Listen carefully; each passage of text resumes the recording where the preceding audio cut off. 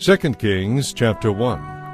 After King Ahab's death, the nation of Moab declared its independence from Israel. One day Israel's new king, Ahaziah, fell through the latticework of an upper room at his palace in Samaria, and he was seriously injured. So he sent messengers to the temple of Baal-zebub, the god of Ekron, to ask whether he would recover. But the angel of the Lord told Elijah, who was from Tishbe, "Go and meet the messengers of the king of Samaria, and ask them, why are you going to Baal-zebub, the god of Ekron, to ask whether the king will get well? Is there no God in Israel? Now therefore, this is what the Lord says. You will never leave the bed on which you are lying, but you will surely die." So Elijah went to deliver the message. When the messengers returned to the king, he asked them, "Why have you returned so soon?" They replied, "A man came up to us and said, 'Go back to the king and give him this message from the Lord. Why are you sending men to Baal-zebub, the god of Ekron, to ask whether you will get well? Is there no God in Israel? Now, since you have done this, you will never leave the bed on which you are lying, but you will surely die.'" "Who was this man? the king demanded. What did he look like?" They replied, "He was a hairy man, and he wore a leather belt around his waist." "It was Elijah from Tishbe." the king exclaimed. Then he sent an army captain with 50 soldiers to arrest him. They found him sitting on top of a hill. The captain said to him, "Man of God, the king has commanded you to come along with us." But Elijah replied to the captain, "If I am a man of God, let fire come down from heaven and destroy you and your 50 men. Then fire fell from heaven and killed them all. So the king sent another captain with 50 men. The captain said to him, "Man of God, the king says that you must come down right away." Elijah replied, If I am a man of God, let fire come down from heaven and destroy you and your 50 men. And again the fire of God fell from heaven and killed them all. Once more the king sent a captain with 50 men, but this time the captain fell to his knees before Elijah. He pleaded with him, "O man of God, please spare my life and the lives of these your 50 servants. See how the fire from heaven has destroyed the first 2 groups. But now please spare my life." Then the angel of the Lord said to Elijah, "Don't be afraid. Go with him." So Elijah got up and went to the king. And Elijah said to the king, This is what the Lord says. Why did you send messengers to Baal-zebub, the god of Ekron, to ask whether you will get well? Is there no God in Israel? Now, since you have done this, you will never leave the bed on which you are lying, but you will surely die." So Ahaziah died, just as the Lord had promised through Elijah. Since Ahaziah did not have a son to succeed him, his brother Joram became the next king. This took place in the 2nd year of the reign of Jehoram, son of Jehoshaphat, king of Judah.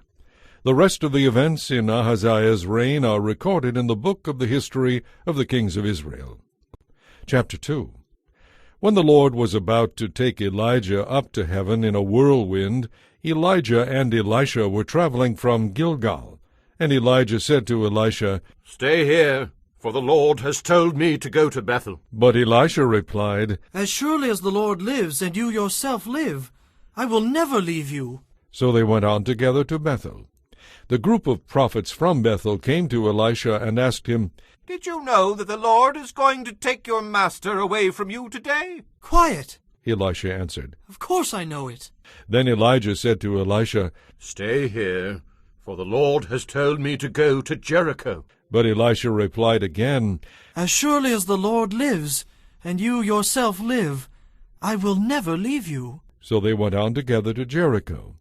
Then the group of prophets from Jericho came to Elisha and asked him, "Did you know that the Lord is going to take your master away from you today?" "Quiet." He answered again. "Of course I know it." Then Elijah said to Elisha, "Stay here, for the Lord has told me to go to the Jordan River." But again Elisha replied, "As surely as the Lord lives, and you yourself live, I will never leave you." So they went on together. 50 men from the group of prophets also went and watched from a distance as Elijah and Elisha stopped beside the Jordan River. Then Elijah folded his cloak together and struck the water with it. The river divided, and the 2 of them went across on dry ground. When they came to the other side, Elijah said to Elisha, "What can I do for you before I am taken away?" And Elisha replied, Please let me become your rightful successor. "You have asked a difficult thing. Elijah replied, If you see me when I am taken from you, then you will get your request. But if not, then you won't." As they were walking along and talking, suddenly a chariot of fire appeared, drawn by horses of fire. It drove between them, separating them, and Elijah was carried by a whirlwind into heaven. Elisha saw it and cried out, My father! My father! The chariots and the charioteers of Israel! And as they disappeared from sight, Elisha tore his robe in two. Then Elisha picked up Elijah's cloak and returned to the bank of the Jordan River. He struck the water with the cloak and cried out, Where is the Lord, the God of Elijah? Then the river divided, and Elisha went across. When the group of prophets from Jericho saw what happened, they exclaimed, "Elisha has become Elijah's successor." And they went to meet him and bowed down before him. "Sir," they said, "just say the word, and 50 of our strongest men will search the wilderness for your master. Perhaps the Spirit of the Lord has left him on some mountain or in some valley." No, Elisha said, don't send them. but they kept urging him until he was embarrassed, and he finally said, All right, send them. So 50 men searched for 3 days, but did not find Elijah. Elisha was still at Jericho when they returned. Didn't I tell you not to go? He asked. Now the leaders of the town of Jericho visited Elisha. "We have a problem, my lord," they told him. "This town is located in beautiful natural surroundings, as you can see. But the water is bad, and the land is unproductive." Elisha said, Bring me a new bowl with salt in it. So they brought it to him. Then he went out to the spring that supplied the town with water, and threw the salt into it. And he said, This is what the Lord says. I have made this water wholesome. It will no longer cause death or infertility. And sure enough, the water has remained wholesome ever since, just as Elisha said. Elisha left Jericho and went up to Bethel. As he was walking along the road, a group of boys from the town began mocking and making fun of him. "Go away, you bald head! They chanted. Go away, you bald head!" Elisha turned around and looked at them, and he cursed them in the name of the Lord. Then 2 bears came out of the woods and mauled 42 of them. From there Elisha went to Mount Carmel and finally returned to Samaria. Chapter 3. Ahab's son Joram began to rule over Israel in the 18th year of King Jehoshaphat's reign in Judah. He reigned in Samaria 12 years. He did what was evil in the Lord's sight, but he was not as wicked as his father and mother. He at least tore down the sacred pillar of Baal that his father had set up. Nevertheless, he continued in the sins of idolatry that Jeroboam son of Nebat had led the people of Israel to commit. King Mesha of Moab and his people were sheep breeders. They used to pay the king of Israel an annual tribute of 100,000 lambs and the wool of 100,000 rams. But after Ahab's death, the king of Moab rebelled against the king of Israel. So King Joram mustered the army of Israel and marched from Samaria. On the way he sent this message to King Jehoshaphat of Judah. The king of Moab has rebelled against me. Will you help me fight him? And Jehoshaphat replied, "Why, of course. You and I are brothers, and my troops are yours to command. Even my horses are at your service." Then Jehoshaphat asked, "What route will we take?" We will attack from the wilderness of Edom. Joram replied. The king of Edom and his troops joined them, and all 3 armies traveled along a roundabout route through the wilderness for 7 days. But there was no water for the men or their pack animals. What should we do? The king of Israel cried out. The Lord has brought the 3 of us here to let the king of Moab defeat us. But King Jehoshaphat of Judah asked, "Is there no prophet of the Lord with us? If there is, we can ask the Lord what to do." One of King Joram's officers replied, Elisha, son of Shaphat, is here. He used to be Elijah's personal assistant. Jehoshaphat said, "Then the Lord will speak through him." So the kings of Israel, Judah, and Edom went to consult with Elisha. I want no part of you. Elisha said to the king of Israel. Go to the pagan prophets of your father and mother. But King Joram said, No, For it was the Lord who called us 3 kings here to be destroyed by the king of Moab. Elisha replied, As surely as the Lord Almighty lives, whom I serve, I would not bother with you, except for my respect for King Jehoshaphat of Judah. Now bring me someone who can play the harp. While the harp was being played, the power of the Lord came upon Elisha, and he said, This is what the Lord says. This dry valley will be filled with pools of water. You will see neither wind nor rain, says the Lord. But this valley will be filled with water. You will have plenty for yourselves and for your cattle and your other animals. But this is only a simple thing for the Lord, for he will make you victorious over the army of Moab. You will conquer the best of their cities, even the fortified ones. You will cut down all their trees, stop up all their springs, and ruin all their good land with stones. And sure enough, the next day, at about the time when the morning sacrifice was offered, water suddenly appeared. It was flowing from the direction of Edom, and soon there was water everywhere. Meanwhile, when the people of Moab heard about the 3 armies marching against them, they mobilized every man who could fight, young and old, and stationed themselves along their border. But when they got up the next morning, the sun was shining across the water, making it look as red as blood. It's blood! The Moabites exclaimed. The 3 armies have attacked and killed each other. Let's go and collect the plunder. When they arrived at the Israelite camp, the army of Israel rushed out and attacked the Moabites, who turned and ran. The army of Israel chased them into the land of Moab, destroying everything as they went. They destroyed the cities, covered their good land with stones, stopped up the springs, and cut down the good trees. Finally, only Kir Hareseth was left, but even that came under attack. When the king of Moab saw that he was losing the battle, he led 700 of his warriors in a desperate attempt to break through the enemy lines near the king of Edom, but they failed to escape. So he took his oldest son, who would have been the next king, and sacrificed him as a burnt offering on the wall. As a result, the anger against Israel was great. So they withdrew and returned to their own land. Chapter 4.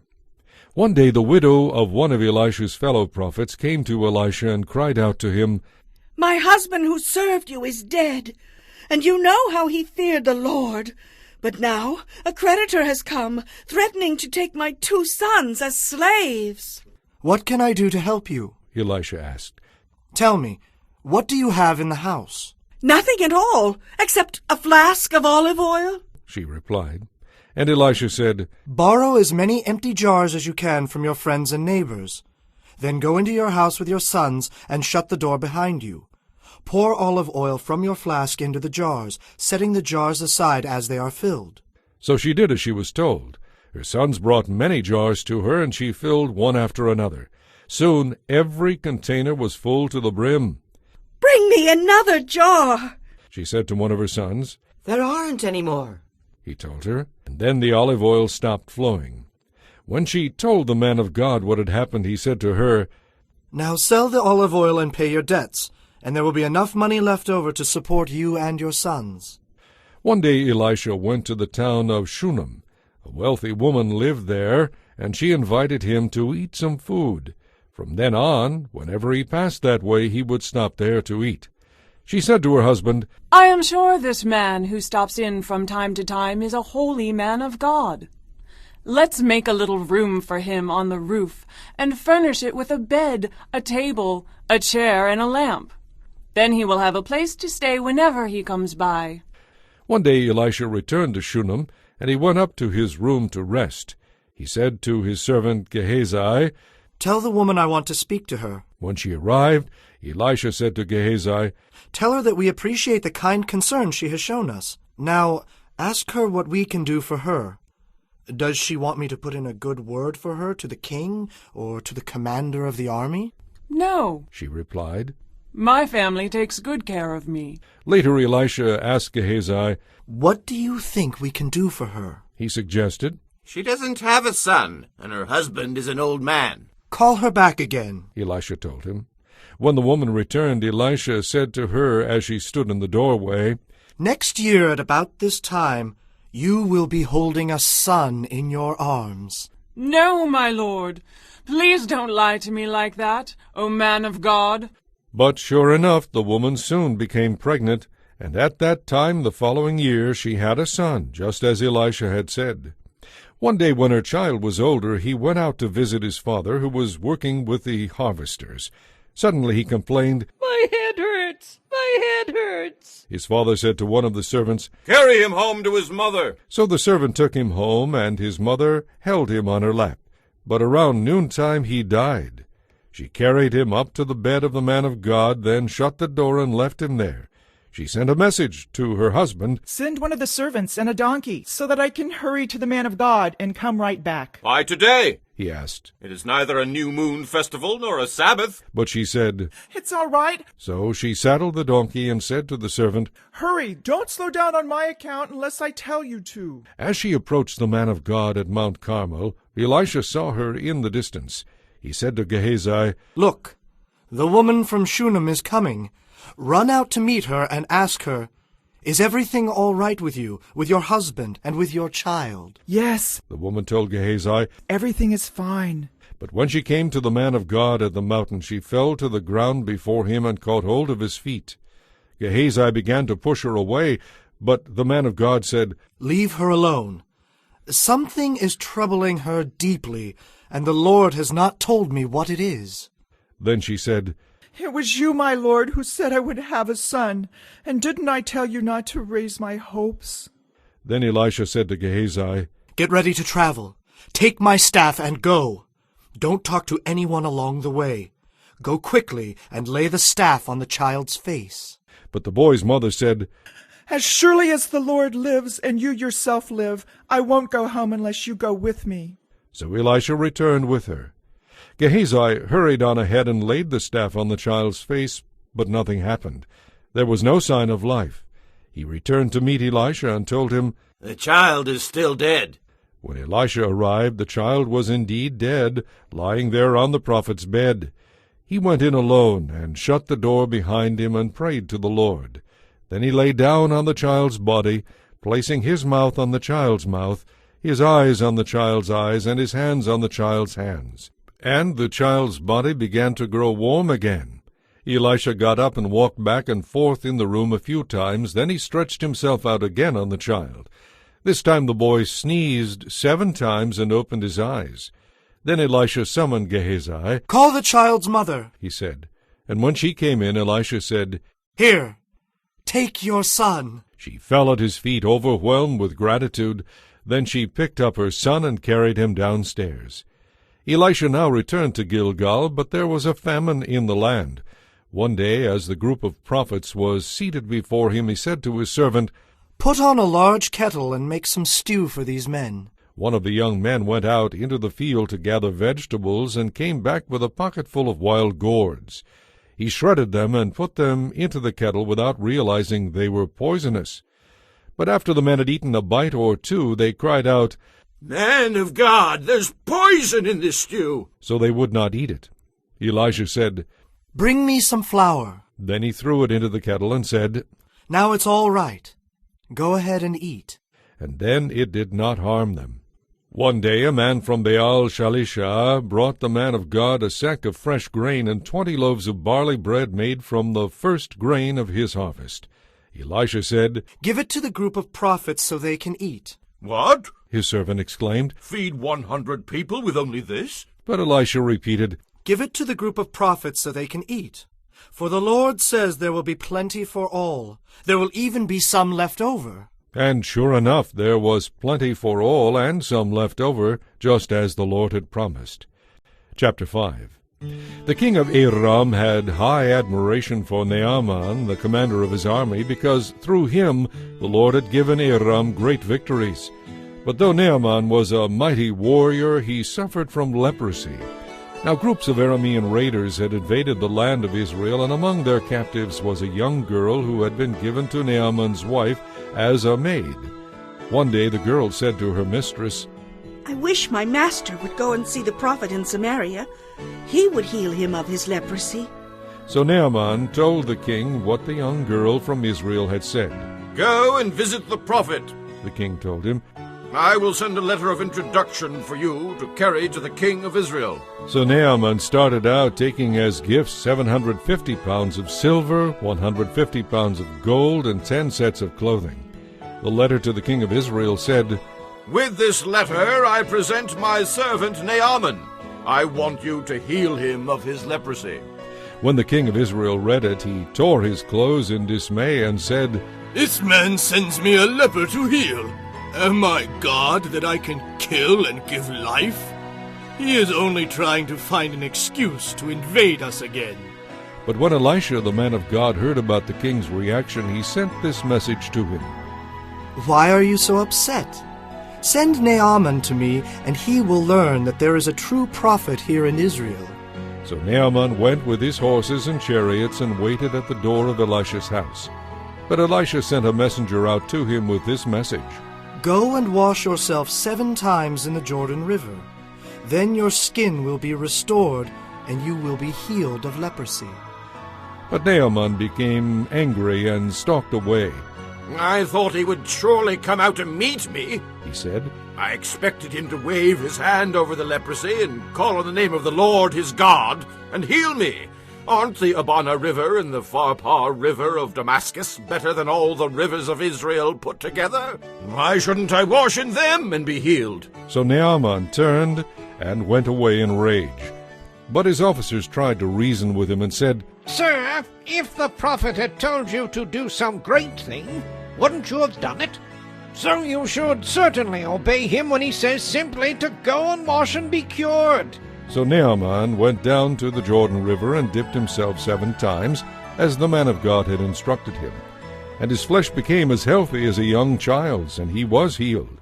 Then Naaman and his entire party went back to find the man of God. They stood before him, and Naaman said, I know at last that there is no God in all the world except in Israel. Now, please accept my gifts. But Elisha replied, As surely as the Lord lives, whom I serve, I will not accept any gifts. And though Naaman urged him to take the gifts, Elisha refused. Then Naaman said, All right, but please allow me to load 2 of my mules with earth from this place, and I will take it back home with me.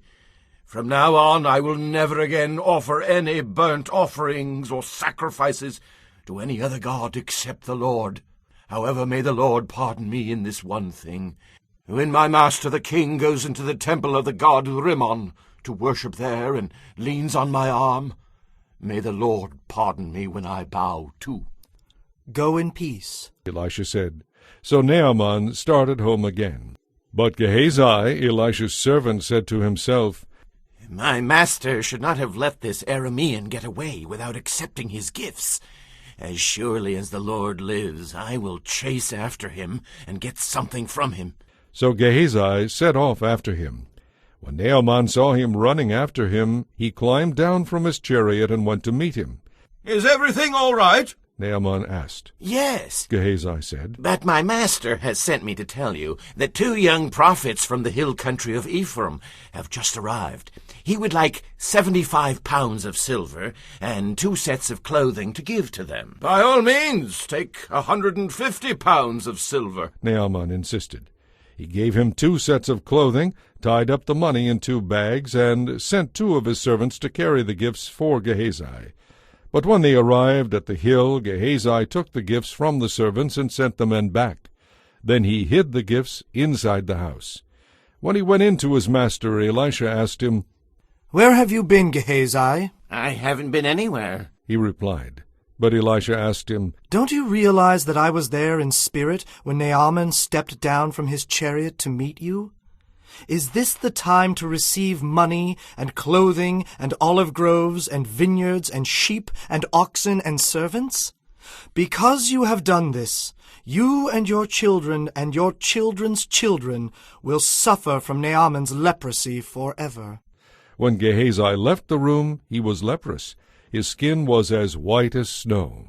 Chapter 6. One day the group of prophets came to Elisha and told him, As you can see, this place where we meet with you is too small. Let's go down to the Jordan River, where there are plenty of logs. There we can build a new place for us to meet. All right, he told them. go ahead. Please come with us. Someone suggested. I will. He said. When they arrived at the Jordan, they began cutting down trees, but as one of them was chopping, his axe head fell into the river. Ah, my lord, He cried. it was a borrowed axe. Where did it fall? The man of God asked.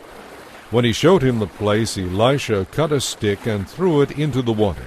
Then the axe head rose to the surface and floated. Grab it. Elisha said to him, and the man reached out and grabbed it. When the king of Aram was at war with Israel, he would confer with his officers and say, We will mobilize our forces at such and such a place. but immediately Elisha, the man of God, would warn the king of Israel, Do not go near that place, for the Arameans are planning to mobilize their troops there. So the king of Israel would send word to the place indicated by the man of God, warning the people there to be on their guard. This happened several times.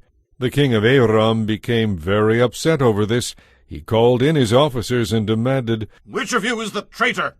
Who has been informing the king of Israel of my plans? It's not us, my lord. one of the officers replied. Elisha, the prophet in Israel, tells the king of Israel even the words you speak in the privacy of your bedroom. The king commanded, Go and find out where Elisha is, and we will send troops to seize him. and the report came back. Elisha is at Dothan. So one night the king of Aram sent a great army with many chariots and horses to surround the city.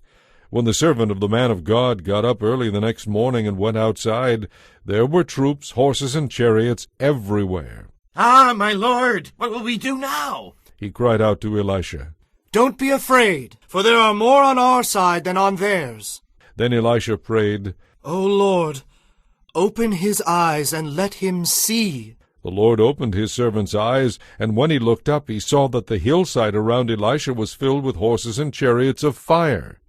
As the Aramean army advanced toward them, Elisha prayed, O Lord, please make them blind. and the Lord did as Elisha asked.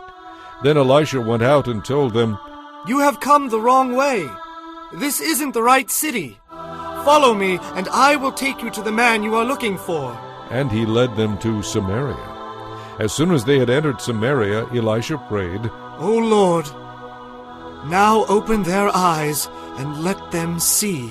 and the Lord did, and they discovered that they were in Samaria. When the king of Israel saw them, he shouted to Elisha, My father, should I kill them? Of course not. Elisha told him, Do we kill prisoners of war? Give them food and drink and send them home again to their master. So the king made a great feast for them, and then sent them home to their king. After that the Aramean raiders stayed away from the land of Israel. Sometime later, however, King Benhadad of Aram mobilized his entire army and besieged Samaria. As a result, there was a famine in the city. After a while, even a donkey's head sold for 2 pounds of silver, and a cup of dove's dung cost about 2 ounces of silver. One day, as the king of Israel was walking along the wall of the city, a woman called to him, Please help me, my lord the king. If the Lord doesn't help you, what can I do? He retorted. I have neither food nor wine to give you. But then the king asked. What is the matter? She replied, This woman proposed that we eat my son one day and her son the next. So we cooked my son and ate him. Then the next day I said, Kill your son so we can eat him, but she had hidden him. When the king heard this, he tore his clothes in despair, and as the king walked along the wall, the people could see that he was wearing sackcloth underneath next to his skin. May God kill me if I don't execute Elisha son of Shaphat this very day. The king vowed. Elisha was sitting in his house at a meeting with the leaders of Israel when the king sent a messenger to summon him. But before the messenger arrived, Elisha said to the leaders, A murderer has sent a man to kill me. When he arrives, shut the door and keep him out. His master will soon follow him. When Elisha was still saying this, the messenger arrived, and the king said, It is the Lord who has brought this trouble on us. Why should I wait any longer for the Lord? Chapter 7. Elisha replied, Hear this message from the Lord. This is what the Lord says. By this time tomorrow, in the markets of Samaria, 5 quarts of fine flour will cost only half an ounce of silver, and 10 quarts of barley grain will cost only half an ounce of silver. The officer assisting the king said to the man of God, That couldn't happen, even if the Lord opened the windows of heaven. But Elisha replied, You will see it happen, but you won't be able to eat any of it. Now there were 4 men with leprosy sitting at the entrance of the city gates. Why should we sit here waiting to die? They asked each other. We will starve if we stay here, and we will starve if we go back into the city. So we might as well go out and surrender to the Aramean army. If they let us live, so much the better. But if they kill us, we would have died anyway. So that evening they went out to the camp of the Arameans, but no one was there. For the Lord had caused the whole army of Aram to hear the clatter of speeding chariots and the galloping of horses and the sounds of a great army approaching. The king of Israel has hired the Hittites and Egyptians to attack us, they cried out. So they panicked and fled into the night, abandoning their tents, horses, donkeys, and everything else, and they fled for their lives. When the lepers arrived at the edge of the camp, they went into one tent after another, eating, drinking wine, and carrying out silver and gold and clothing, and hiding it. Finally they said to each other, This is not right. This is wonderful news, and we aren't sharing it with anyone. If we wait until morning, some terrible calamity will certainly fall upon us. Come on, let's go back and tell the people at the palace. So they went back to the city and told the gatekeepers what had happened, that they had gone out to the Aramean camp and no one was there. The horses and donkeys were tethered, and the tents were all in order, but there was not a single person around. Then the gatekeepers shouted the news to the people in the palace. The king got out of bed in the middle of the night and told his officers, I know what has happened. The Arameans know we are starving, so they have left their camp and have hidden in the fields. They are expecting us to leave the city, and then they will take us alive and capture the city. One of his officers replied, We had better send out scouts to check into this. Let them take 5 of the remaining horses. If something happens to them, it won't be a greater loss than if they stay here and die with the rest of us. So 2 chariots with horses were prepared, and the king sent scouts to see what had happened to the Aramean army. They went all the way to the Jordan River, following a trail of clothing and equipment that the Arameans had thrown away in their mad rush to escape. The scouts returned and told the king about it. Then the people of Samaria rushed out and plundered the Aramean camp. So it was true that 5 quarts of fine flour were sold that day for half an ounce of silver, and 10 quarts of barley grain were sold for half an ounce of silver, just as the Lord had promised. The king appointed his officer to control the traffic at the gate, but he was knocked down and trampled to death as the people rushed out. So everything happened exactly as the man of God had predicted when the king came to his house. The man of God had said to the king, By this time tomorrow in the markets of Samaria, 5 quarts of fine flour will cost half an ounce of silver, and 10 quarts of barley grain will cost half an ounce of silver. The king's officer had replied, That couldn't happen even if the Lord opened the windows of heaven. And the man of God had said, You will see it happen, but you won't be able to eat any of it. And so it was, for the people trampled him to death at the gate. Chapter 8. Elisha had told the woman whose son he had brought back to life, Take your family and move to some other place, for the Lord has called for a famine on Israel that will last for 7 years. So the woman did as the man of God instructed. She took her family and lived in the land of the Philistines for 7 years. After the famine ended, she returned to the land of Israel, and she went to see the king about getting back her house and land. As she came in, the king was talking with Gehazi, the servant of the man of God. The king had just said, Tell me some stories about the great things Elisha has done. And Gehazi was telling the king about the time Elisha had brought a boy back to life. At that very moment the mother of the boy walked in to make her appeal to the king. "Look, my lord," Gehazi exclaimed. "here is the woman now, and this is her son, the very one Elisha brought back to life." Is this true? The king asked her, and she told him that it was. So he directed one of his officials to see to it that everything she had lost was restored to her, including the value of any crops that had been harvested during her absence. Now Elisha went to Damascus, the capital of Aram, where King Benhadad lay sick. Someone told the king that the man of God had come. When the king heard the news, he said to Hazael, "Take a gift to the man of God. Then tell him to ask the Lord if I will get well again." So Hazael loaded down 40 camels with the finest products of Damascus as a gift for Elisha. He went in to him and said, "Your servant Benhadad, the king of Aram, has sent me to ask you if he will recover." And Elisha replied, Go and tell him, you will recover. But the Lord has shown me that he will actually die.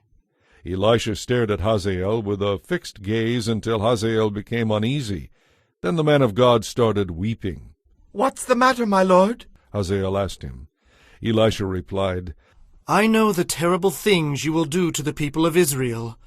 You will burn their fortified cities, kill their young men, dash their children to the ground, and rip open their pregnant women. Then Hazael replied, "How could a nobody like me ever accomplish such a great feat?" But Elisha answered, The Lord has shown me that you are going to be the king of Aram. When Hazael went back, the king asked him, "What did Elisha tell you?" And Hazael replied, "He told me that you will surely recover." But the next day Hazael took a blanket, soaked it in water, and held it over the king's face until he died. Then Hazael became the next king of Aram. Jehoram, son of King Jehoshaphat of Judah, began to rule over Judah in the 5th year of King Joram's reign in Israel. Joram was the son of Ahab. Jehoram was 32 years old when he became king, and he reigned in Jerusalem 8 years. But Jehoram followed the example of the kings of Israel and was as wicked as King Ahab, for he had married one of Ahab's daughters.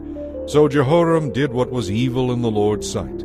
But the Lord was not willing to destroy Judah, for he had made a covenant with David, and promised that his descendants would continue to rule forever. During Jehoram's reign, the Edomites revolted against Judah and crowned their own king. So Jehoram went with all his chariots to attack the town of Zair. The Edomites surrounded him and his charioteers, but he escaped at night under cover of darkness. Jehoram's army, however, deserted him and fled. Edom has been independent from Judah to this day. The town of Libnah revolted about that same time. The rest of the events of Jehoram's reign and all his deeds are recorded in the book of the history of the kings of Judah. When Jehoram died, he was buried with his ancestors in the city of David. Then his son Ahaziah became the next king. Ahaziah, son of Jehoram, began to rule over Judah in the 12th year of King Joram's reign in Israel. King Joram was the son of Ahab. Ahaziah was 22 years old when he became king, and he reigned in Jerusalem 1 year. His mother was Athaliah, a granddaughter of King Omri of Israel. Ahaziah followed the evil example of King Ahab's family, doing what was evil in the Lord's sight, because he was related by marriage to the family of Ahab. Ahaziah joined King Joram of Israel in his war against King Hazael of Aram at Ramoth-Gilead.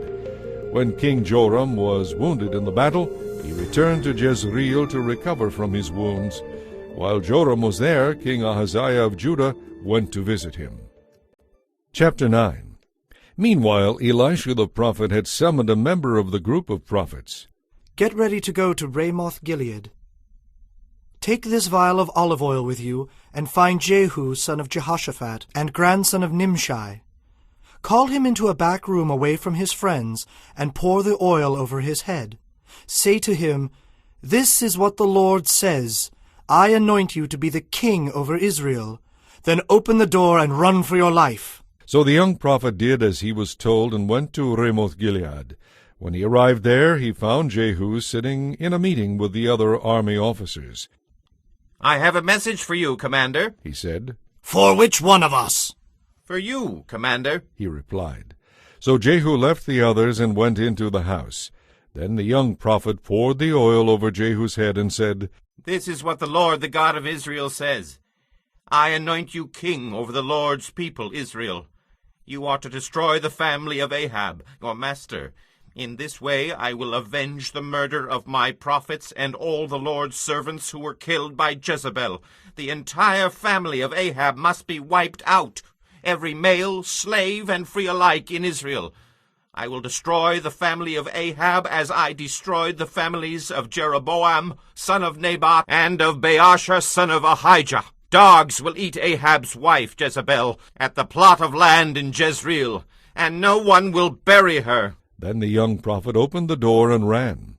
Jehu went back to his fellow officers, and one of them asked him, What did that crazy fellow want? Is everything all right?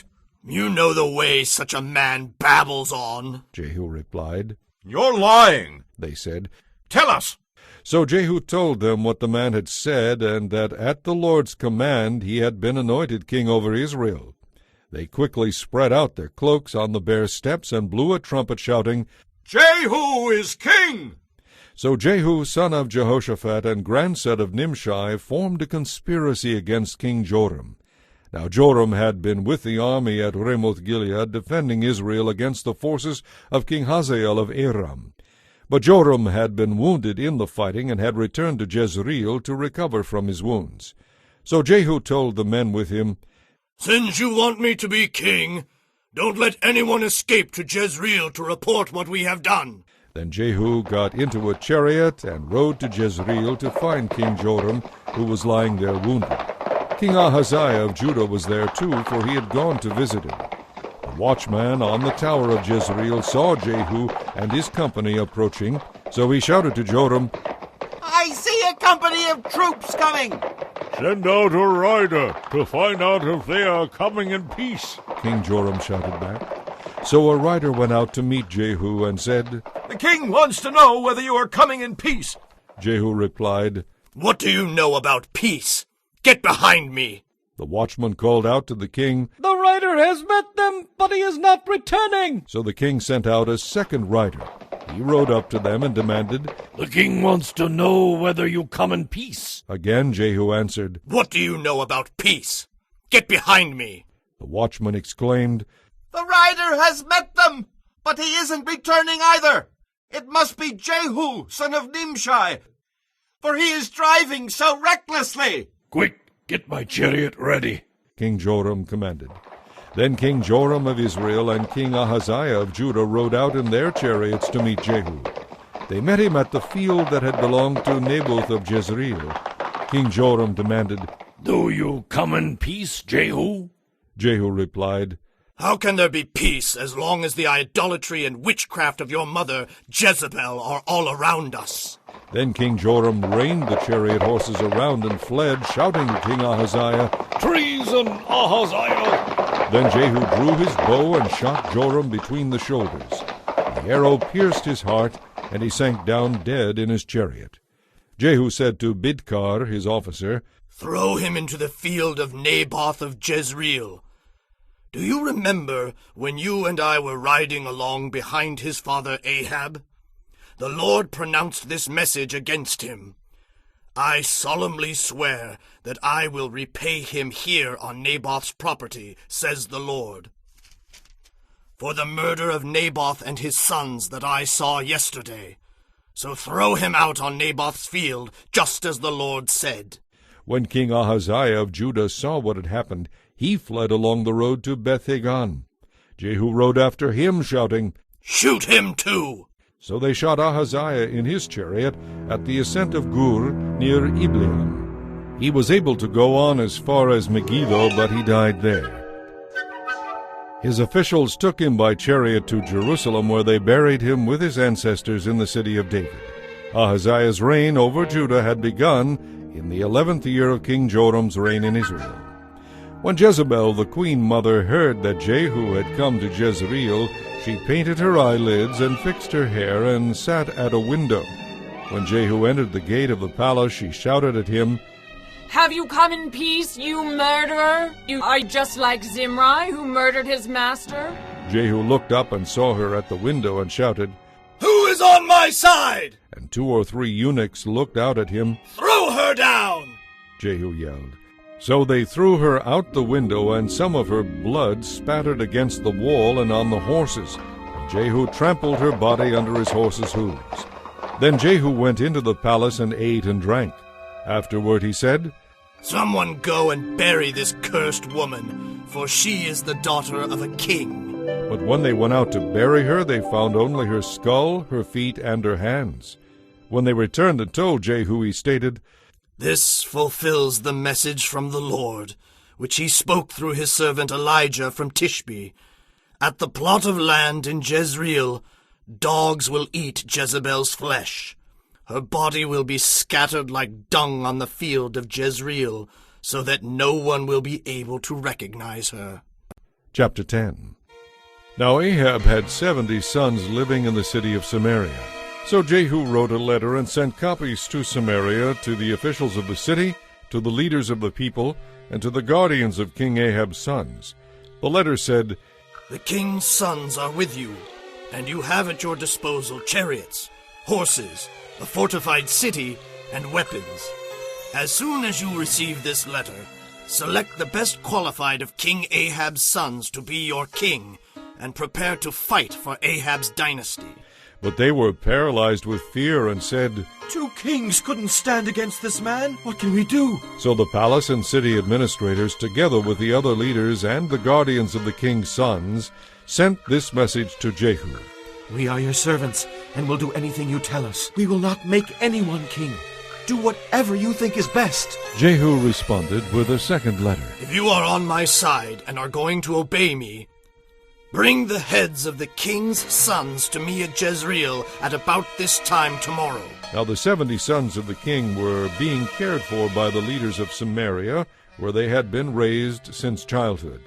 When the letter arrived, the leaders killed all 70 of the king's sons. They placed their heads in baskets and presented them to Jehu at Jezreel. A messenger went to Jehu and said, They have brought the heads of the king's sons. So Jehu ordered, Pile them in 2 heaps at the entrance of the city gate, and leave them there until morning. In the morning he went out and spoke to the crowd that had gathered around them. You aren't to blame, he told them. I am the one who conspired against my master and killed him. But who killed all these? You can be sure that the message of the Lord that was spoken concerning Ahab's family will not fail. The Lord declared through his servant Elijah that this would happen. Then Jehu killed all of Ahab's relatives living in Jezreel, and all his important officials, personal friends, and priests. So Ahab was left without a single survivor. Then Jehu set out for Samaria. Along the way, while he was at Beth-Eked of the shepherds, he met some relatives of King Ahaziah of Judah. Who are you? He asked them. We are relatives of King Ahaziah. We are going to visit the sons of King Ahab and the queen mother. Take them alive! Jehu shouted to his men, and they captured all 42 of them and killed them at the well of Beth-Eked. None of them escaped. When Jehu left there, he met Jehonadab, son of Rechab, who was coming to meet him. After they had greeted each other, Jehu said to him, Are you as loyal to me as I am to you? Yes, I am, Jehonadab replied. If you are, Jehu said, then give me your hand. So Jehonadab put out his hand, and Jehu helped him into the chariot. Then Jehu said, Now come with me, and see how devoted I am to the Lord. So Jehonadab rode along with him.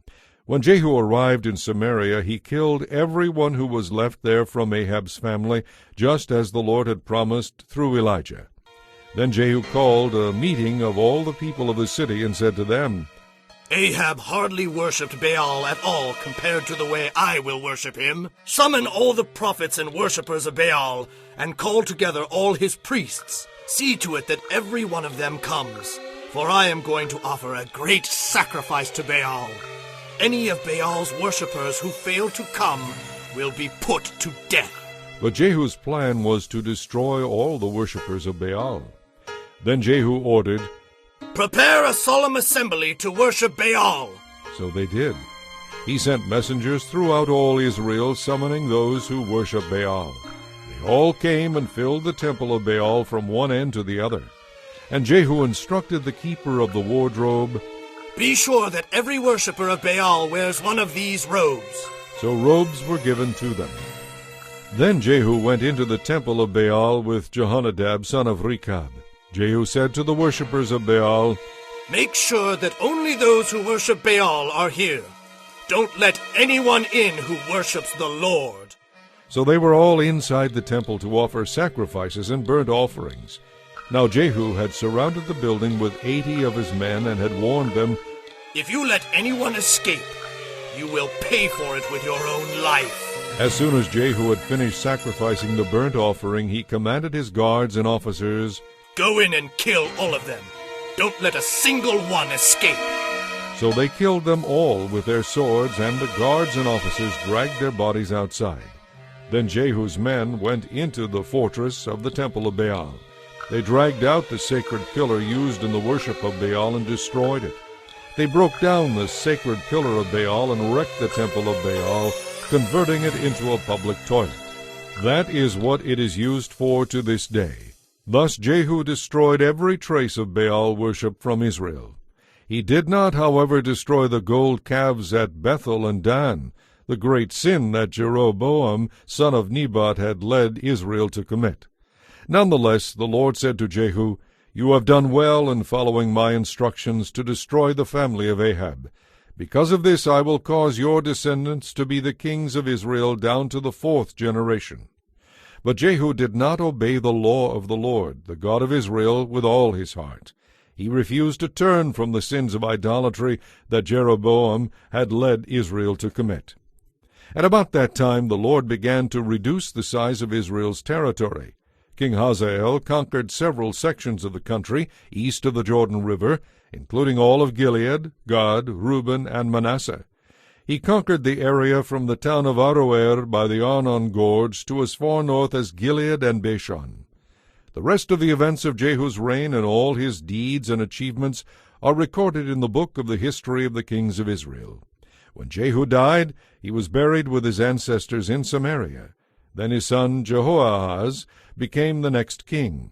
In all, Jehu reigned over Israel from Samaria for 28 years. Chapter 11. When Athaliah, the mother of King Ahaziah of Judah, learned that her son was dead, she set out to destroy the rest of the royal family.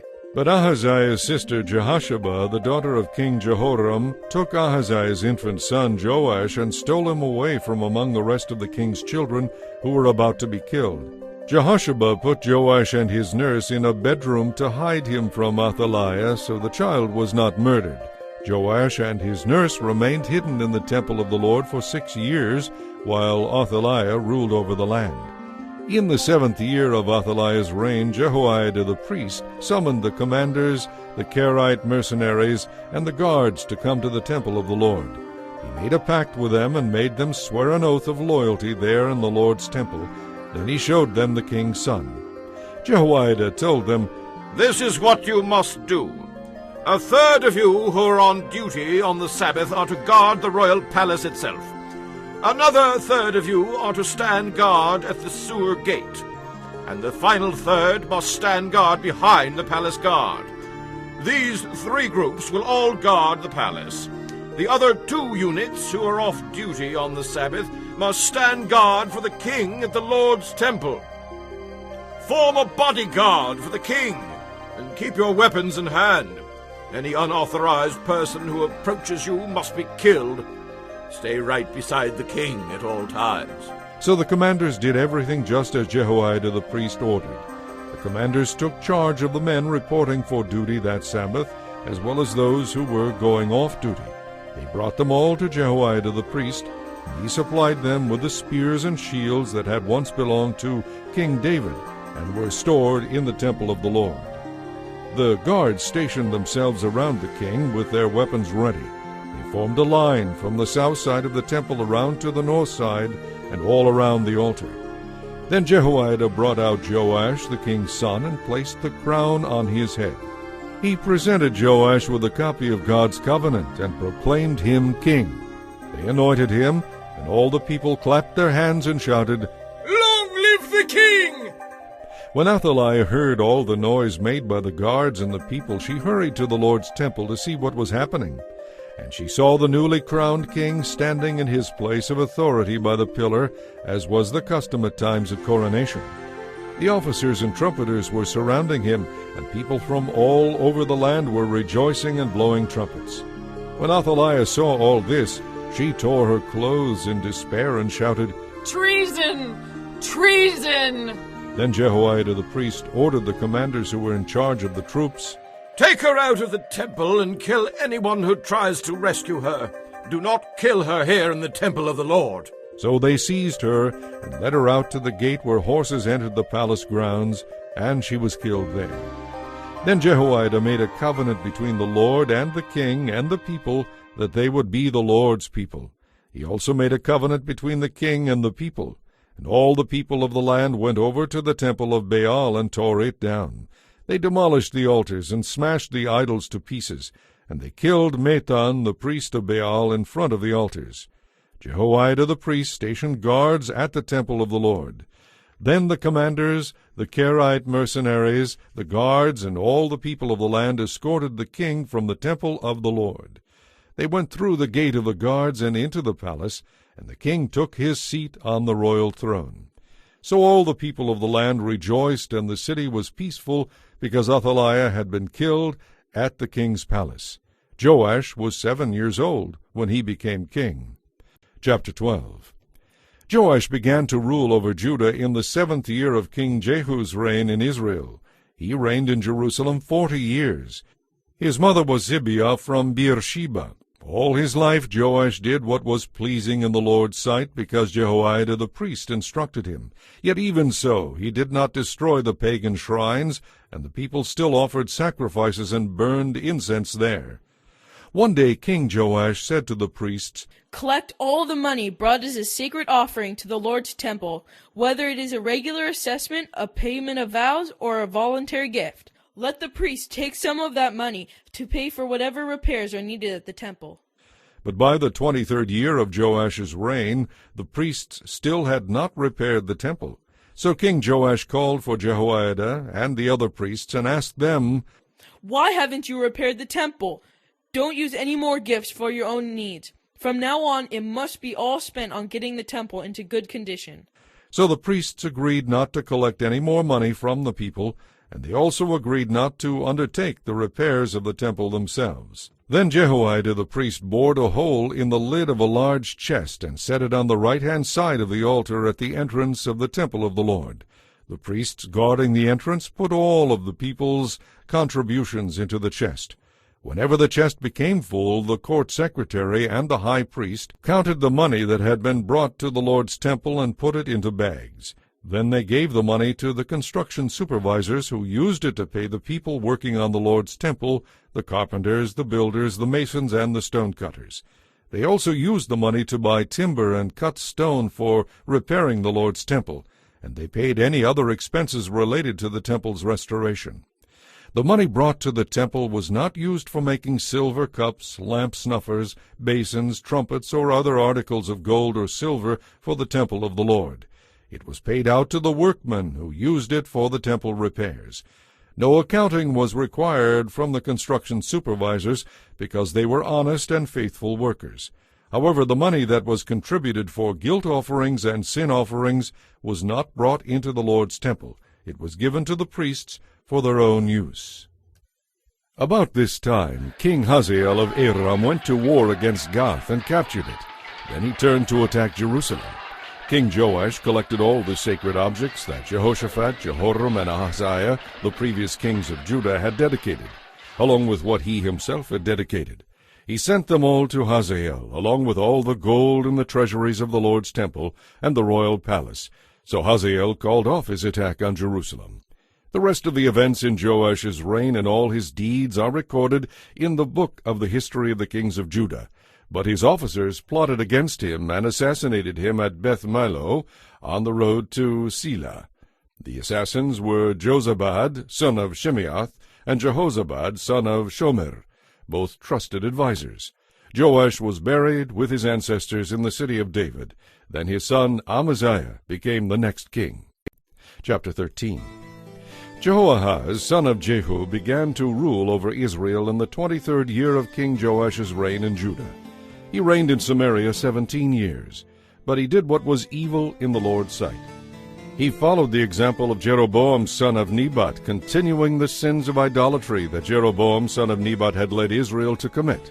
So the Lord was very angry with Israel, and he allowed King Hazael of Aram and his son Ben-Hadad to defeat them time after time. Then Jehoahaz prayed for the Lord's help, and the Lord heard his prayer.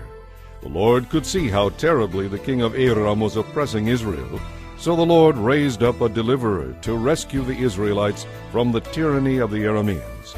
Then Israel lived in safety again, as they had in former days. But they continued to sin, following the evil example of Jeroboam. They even set up an Asherah pole in Samaria.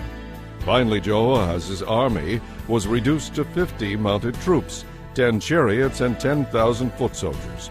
The king of Aram had killed the others like they were dust under his feet. The rest of the events in Jehoahaz's reign and all his deeds, including the extent of his power, are recorded in the book of the history of the kings of Israel. When Jehoahaz died, he was buried in Samaria with his ancestors. Then his son Jehoash became the next king. Jehoash, son of Jehoahaz, began to rule over Israel in the 37th year of King Joash's reign in Judah.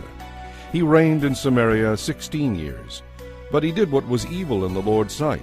He refused to turn from the sins of idolatry that Jeroboam, son of Nebat, had led Israel to commit. The rest of the events in Jehoash's reign and all his deeds, including the extent of his power and his war with King Amaziah of Judah, are recorded in the book of the history of the kings of Israel. When Jehoash died, he was buried with his ancestors in Samaria. Then his son Jeroboam II became the next king. When Elisha was in his last illness, King Jehoash of Israel visited him and wept over him. My father, the chariots and charioteers of Israel, he cried. Elisha told him, Get a bow and some arrows. And the king did as he was told. When Elisha told the king of Israel to put his hand on the bow, and Elisha laid his own hands on the king's hands, then he commanded, Open that eastern window. And he opened it. Then he said, Shoot! So he did. Then Elisha proclaimed, This is the Lord's arrow, full of victory over Aram, for you will completely conquer the Arameans at Aphek. Now pick up the other arrows, and strike them against the ground. So the king picked them up and struck the ground 3 times. But the man of God was angry with him.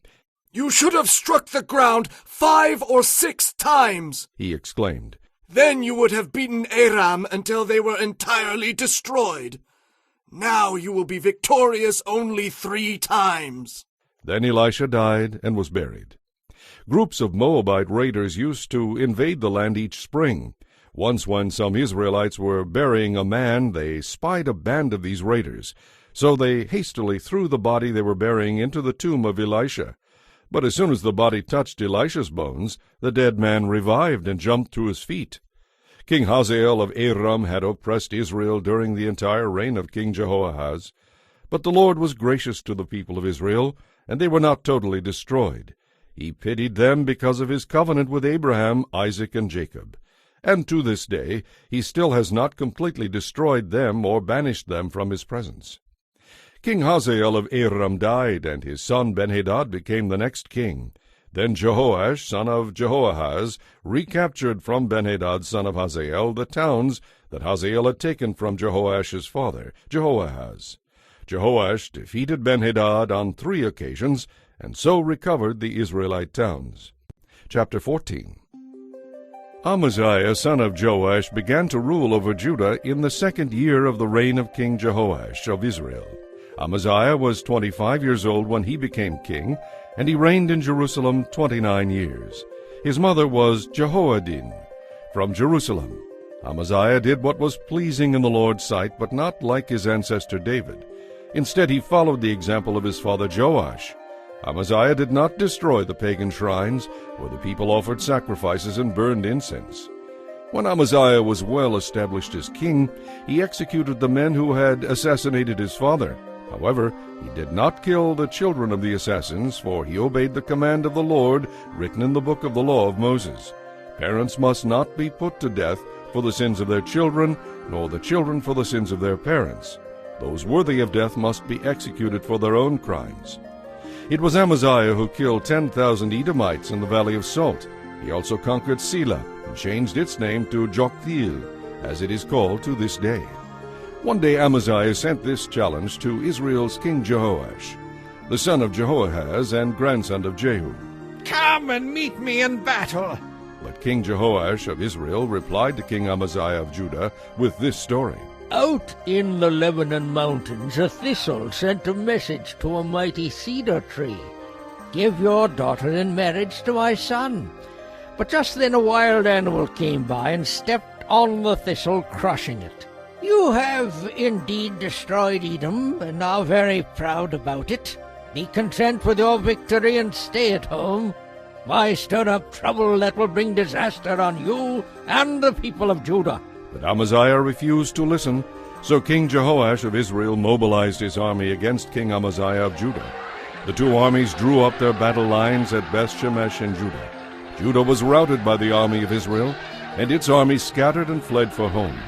King Jehoash of Israel captured King Amaziah of Judah at Beth-Shemesh and marched on to Jerusalem. Then Jehoash ordered his army to demolish 600 feet of Jerusalem's wall from the Ephraim gate to the corner gate. He carried off all the gold and silver and all the utensils from the temple of the Lord, as well as from the palace treasury. He also took hostages and returned to Samaria. The rest of the events in Jehoash's reign, including the extent of his power and his war with King Amaziah of Judah, are recorded in the book of the history of the kings of Israel. When Jehoash died, he was buried with his ancestors in Samaria. Then his son Jeroboam II became the next king. King Amaziah of Judah lived on for 15 years after the death of King Jehoash of Israel. The rest of the events in Amaziah's reign are recorded in the book of the history of the kings of Judah. There was a conspiracy against Amaziah's life in Jerusalem, and he fled to Lachish. But his enemies sent assassins after him, and they killed him there. They brought him back to Jerusalem on a horse, and he was buried with his ancestors in the city of David. The people of Judah then crowned Amaziah's 16-year-old son, Uzziah, as their next king. After his father's death, Uzziah rebuilt the town of Elath and restored it to Judah. Jeroboam II, the son of Jehoash, began to rule over Israel in the 15th year of King Amaziah's reign in Judah. Jeroboam reigned in Samaria 41 years. He did what was evil in the Lord's sight. He refused to turn from the sins of idolatry that Jeroboam son of Nebat had led Israel to commit. Jeroboam II recovered the territories of Israel between Leboth-Hamath and the Dead Sea, just as the Lord, the God of Israel, had promised through Jonah son of Amittai, the prophet from Gath-Hepher. For the Lord saw the bitter suffering of everyone in Israel, and how they had absolutely no one to help them. And because the Lord had not said he would blot out the name of Israel completely, he used Jeroboam II, the son of Jehoash, to save them. The rest of the events in the reign of Jeroboam II and all his deeds, including the extent of his power, his wars, and how he recovered for Israel both Damascus and Hamath, which had belonged to Judah, are recorded in the book of the history of the kings of Israel. When Jeroboam II died, he was buried with his ancestors, the kings of Israel. Then his son, Zechariah, became the next king. Chapter 15. Uzziah, son of Amaziah, began to rule over Judah in the 27th year of the reign of King Jeroboam II of Israel. He was 16 years old when he became king, and he reigned in Jerusalem 52 years. His mother was Jecoliah from Jerusalem. He did what was pleasing in the Lord's sight, just as his father Amaziah had done. But he did not destroy the pagan shrines, where the people offered sacrifices and burned incense. The Lord struck the king with leprosy, which lasted until the day of his death. He lived in a house by himself. The king's son, Jotham, was put in charge of the royal palace, and he governed the people of the land. The rest of the events in Uzziah's reign and all his deeds are recorded in the book of the history of the kings of Judah. When Uzziah died, he was buried near his ancestors in the city of David. Then his son Jotham became the next king. Zechariah son of Jeroboam II began to rule over Israel in the 38th year of King Uzziah's reign in Judah. He reigned in Samaria 6 months. Zechariah did what was evil in the Lord's sight, as his ancestors had done. He refused to turn from the sins of idolatry that Jeroboam son of Nebat had led Israel to commit. Then Shallum son of Jabesh conspired against Zechariah, assassinated him in public, and became the next king. The rest of the events of Zechariah's reign are recorded in the book of the history of the kings of Israel. So the Lord's message to Jehu came true. Your descendants will be kings of Israel down to the 4th generation. Shallum son of Jabesh began to rule over Israel in the 39th year of King Uzziah's reign in Judah. Shallum reigned in Samaria only 1 month. Then Menachem son of Gadai went to Samaria from Tirzah and assassinated him, and he became the next king. The rest of the events in Shallum's reign, including his conspiracy, are recorded in the book of the history of the kings of Israel. At that time Menachem destroyed the town of Tappuah and all the surrounding countryside as far as Tirzah, because its citizens refused to surrender the town. He killed the entire population and ripped open the pregnant women. Menachem, son of Gadai, began to rule over Israel in the 39th year of King Uzziah's reign in Judah. He reigned in Samaria 10 years. But Menachem did what was evil in the Lord's sight. During his entire reign he refused to turn from the sins of idolatry that Jeroboam son of Nebat had led Israel to commit. Then King Tiglath-Pileser of Assyria invaded the land. But Menachem paid him 37 tons of silver to gain his support in tightening his grip on royal power. Menachem extorted the money from the rich of Israel, demanding that each of them pay 20 ounces of silver in the form of a special tax. So the king of Assyria turned from attacking Israel and did not stay in the land. The rest of the events in Menachem's reign and all his deeds are recorded in the book of the history of the kings of Israel. When Menachem died, his son Pekahiah became the next king. Pekahiah, son of Menachem, began to rule over Israel in the 50th year of King Uzziah's reign in Judah. He reigned in Samaria 2 years. But Pekahiah did what was evil in the Lord's sight. He refused to turn from the sins of idolatry that Jeroboam son of Nebat had led Israel to commit. Then Pekah, son of Remaliah, the commander of Pekahiah's army, conspired against him. With 50 men from Gilead, Pekah assassinated the king, along with Argob and Aryeh, in the citadel of the palace at Samaria. Pekah then became the next king of Israel. The rest of the events in Pekahiah's reign and all his deeds are recorded in the book of the history of the kings of Israel. Pekah, son of Remaliah, began to rule over Israel in the 52nd year of King Uzziah's reign in Judah. He reigned in Samaria 20 years. But Pekah did what was evil in the Lord's sight. He refused to turn from the sins of idolatry that Jeroboam, son of Nebat, had led Israel to commit. During his reign, King Tiglath-Pileser of Assyria attacked Israel again, and he captured the towns of Ijon, Abel-Beth-Maacah, Janoah, Kedesh, and Hazor. He also conquered the regions of Gilead, Galilee, and Naphtali, and he took the people to Assyria as captives. Then Hoshea, son of Elah, conspired against Pekah and assassinated him. He began to rule over Israel in the 20th year of Jotham son of Uzziah. The rest of the events in Pekah's reign and all his deeds are recorded in the book of the history of the kings of Israel.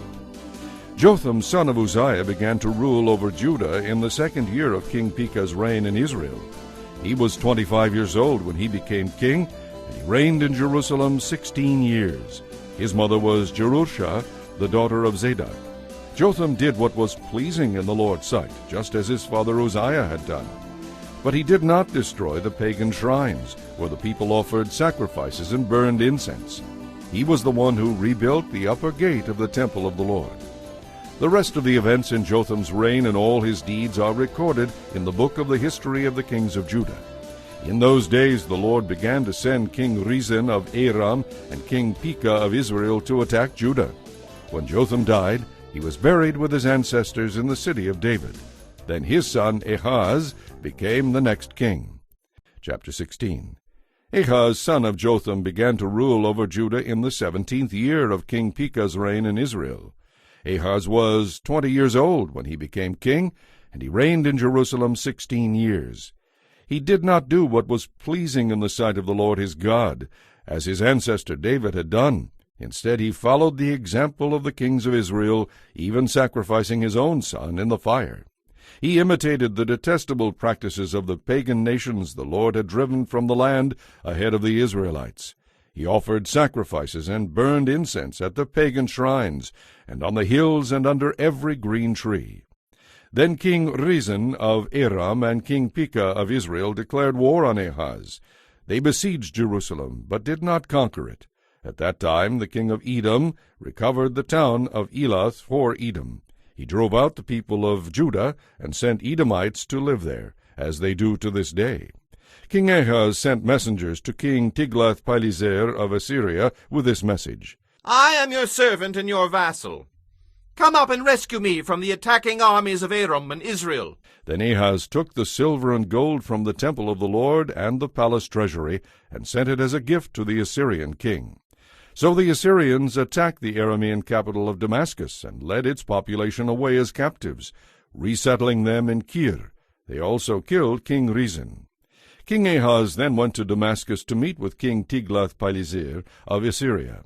While he was there, he noticed an unusual altar, so he sent a model of the altar to Uriah the priest, along with its design in full detail. Uriah built an altar just like it by following the king's instructions, and it was ready for the king when he returned from Damascus. When the king returned, he inspected the altar and made offerings on it.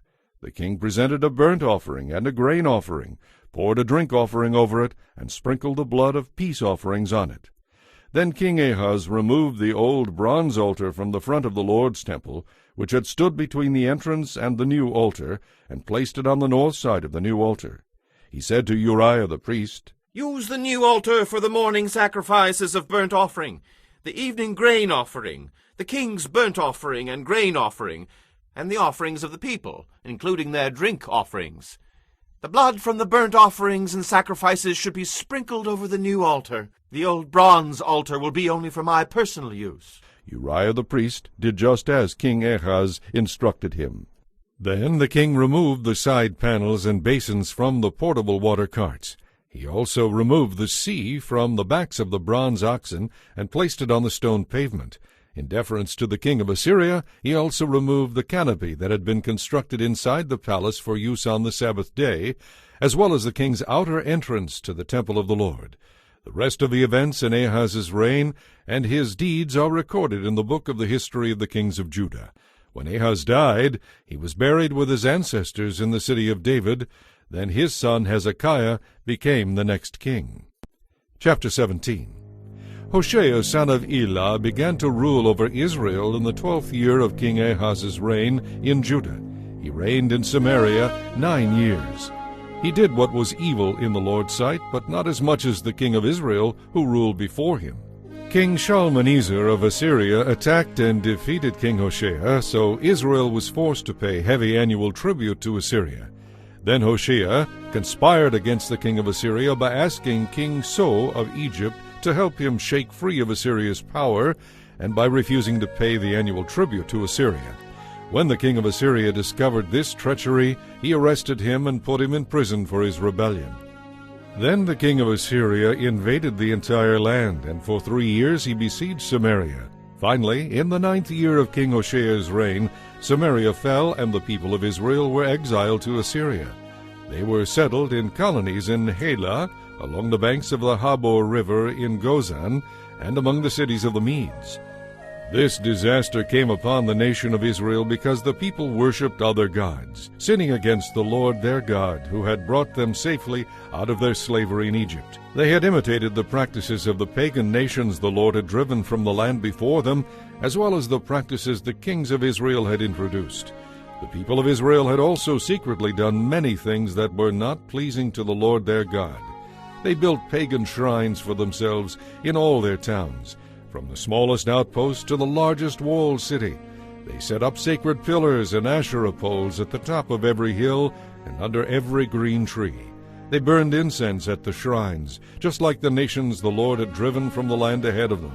So the people of Israel had done many evil things, arousing the Lord's anger. Yes, they worshipped idols despite the Lord's specific and repeated warnings. Again and again the Lord had sent his prophets and seers to warn both Israel and Judah, "Turn from all your evil ways, obey my commands and laws, which are contained in the whole law that I commanded your ancestors, and which I gave you through my servants the prophets." But the Israelites would not listen. They were as stubborn as their ancestors, and refused to believe in the Lord their God. They rejected his laws and the covenant he had made with their ancestors, and they despised all his warnings. They worshipped worthless idols and became worthless themselves. They followed the example of the nations around them, disobeying the Lord's command not to imitate them. They defied all the commands of the Lord their God and made 2 calves from metal. They set up an Asherah pole and worshipped Baal and all the forces of heaven. They even sacrificed their own sons and daughters in the fire. They consulted fortune-tellers and used sorcery and sold themselves to evil, arousing the Lord's anger. And because the Lord was angry, he swept them from his presence. Only the tribe of Judah remained in the land. But even the people of Judah refused to obey the commands of the Lord their God.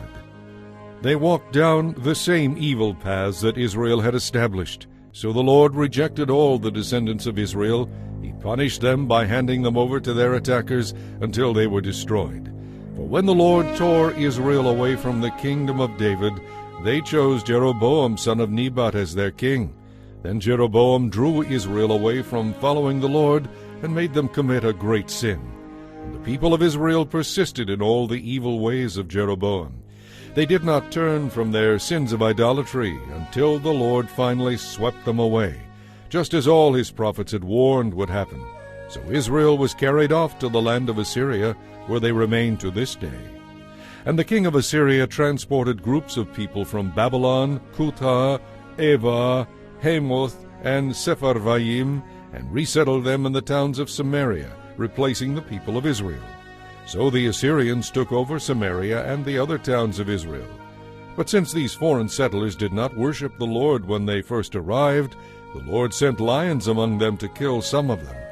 So a message was sent to the king of Assyria: "The people whom you have resettled in the towns of Israel do not know how to worship the God of the land.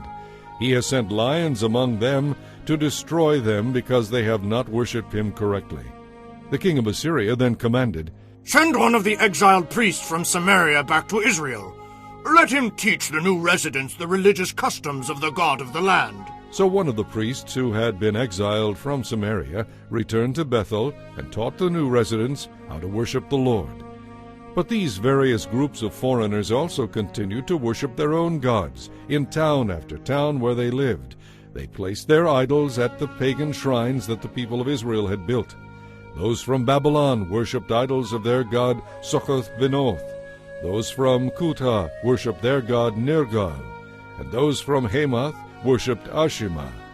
The Avites worshipped their gods Nibhaz and Tartak. And the people from Sepharvaim even burned their own children as sacrifices to Adremelech and Anamelech. These new residents worshipped the Lord, but they appointed from among themselves priests to offer sacrifices at the pagan shrines.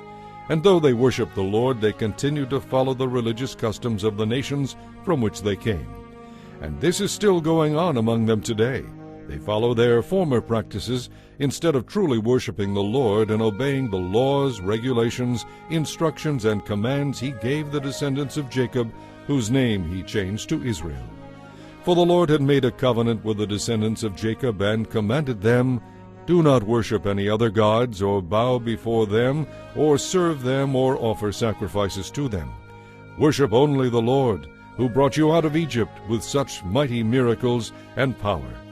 You must worship him and bow before him, offer sacrifices to him alone.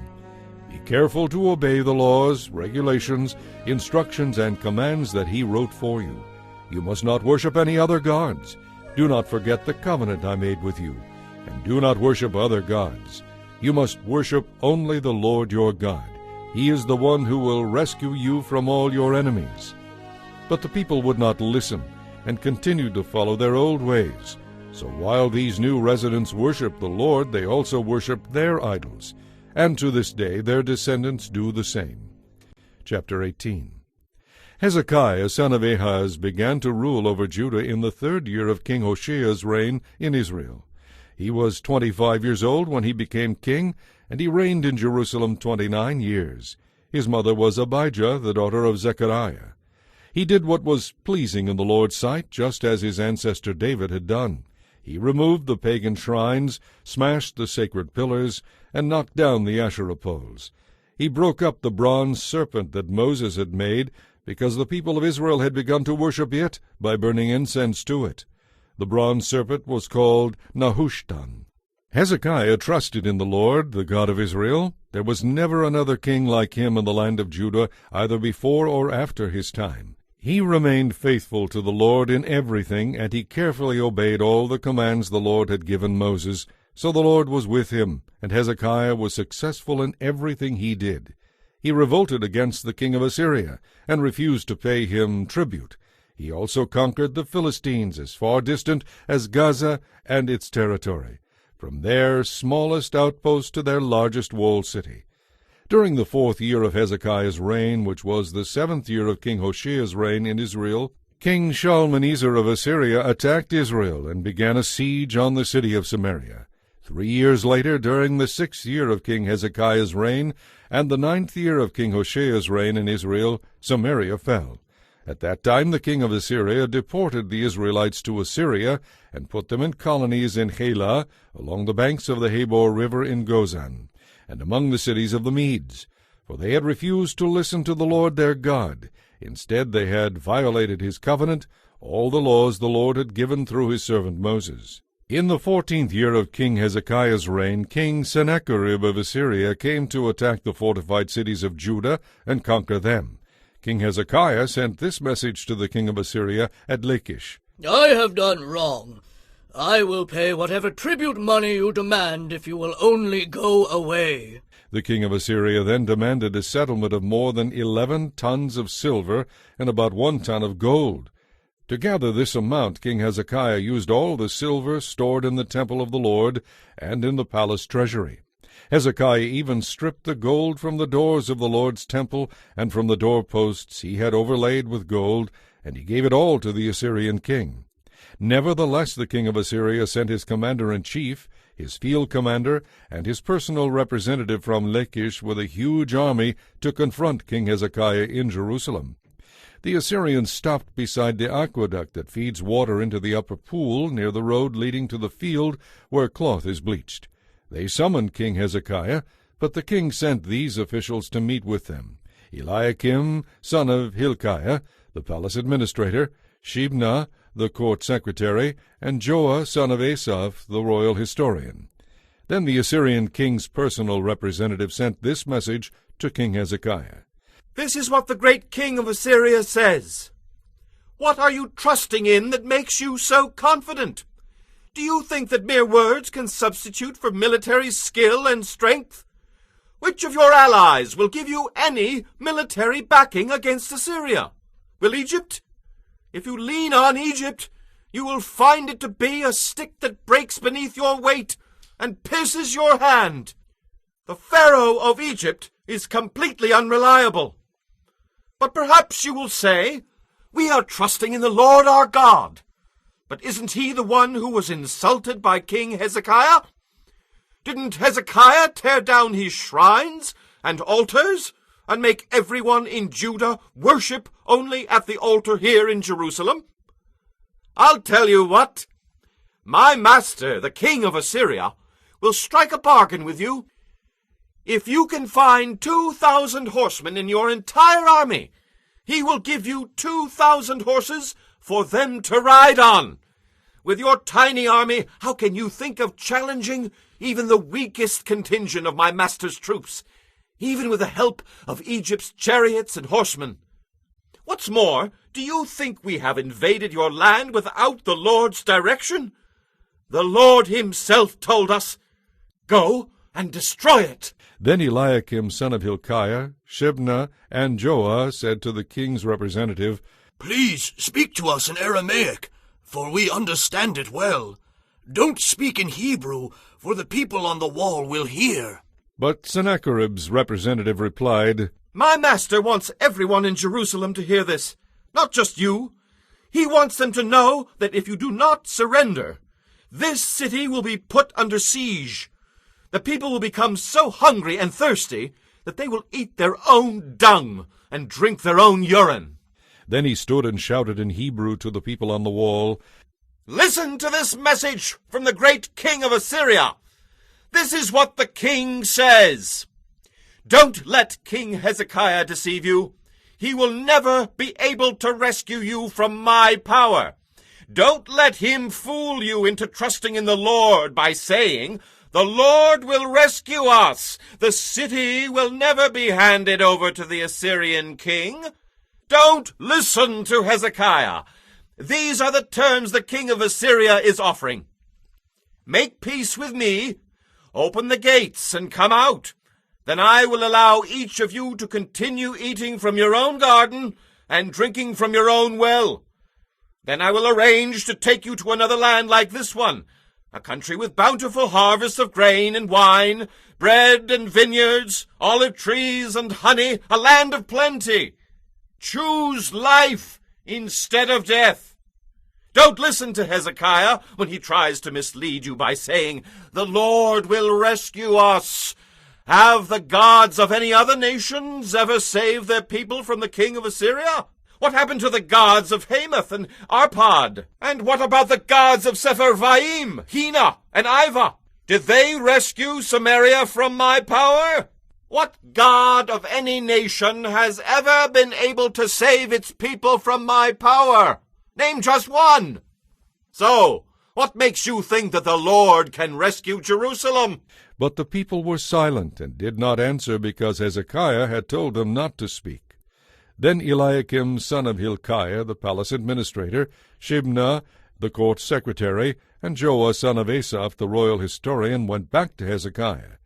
They tore their clothes in despair, and they went in to see the king, and told him what the Assyrian representative had said.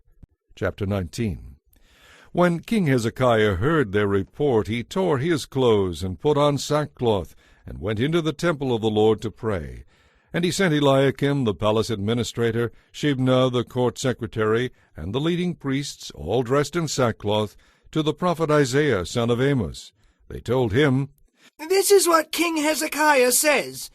This is a day of trouble, insult, and disgrace. It is like when a child is ready to be born, but the mother has no strength to deliver it. But perhaps the Lord your God has heard the Assyrian representative defying the living God, and will punish him for his words. Oh, pray for those of us who are left. After King Hezekiah's officials delivered the king's message to Isaiah, the prophet replied, Say to your master, This is what the Lord says. Do not be disturbed by this blasphemous speech against me from the Assyrian king's messengers. Listen, I myself will move against him, and the king will receive a report from Assyria telling him that he is needed at home. Then I will make him want to return to his land, where I will have him killed with a sword. Meanwhile, the Assyrian representative left Jerusalem and went to consult his king, who had left Lachish and was attacking Libnah. Soon afterward, King Sennacherib received word that King Tirhakah of Ethiopia was leading an army to fight against him. Before leaving to meet the attack, he sent this message back to Hezekiah in Jerusalem. This message is for King Hezekiah of Judah. Don't let this God you trust deceive you with promises that Jerusalem will not be captured by the king of Assyria. You know perfectly well what the kings of Assyria have done wherever they have gone.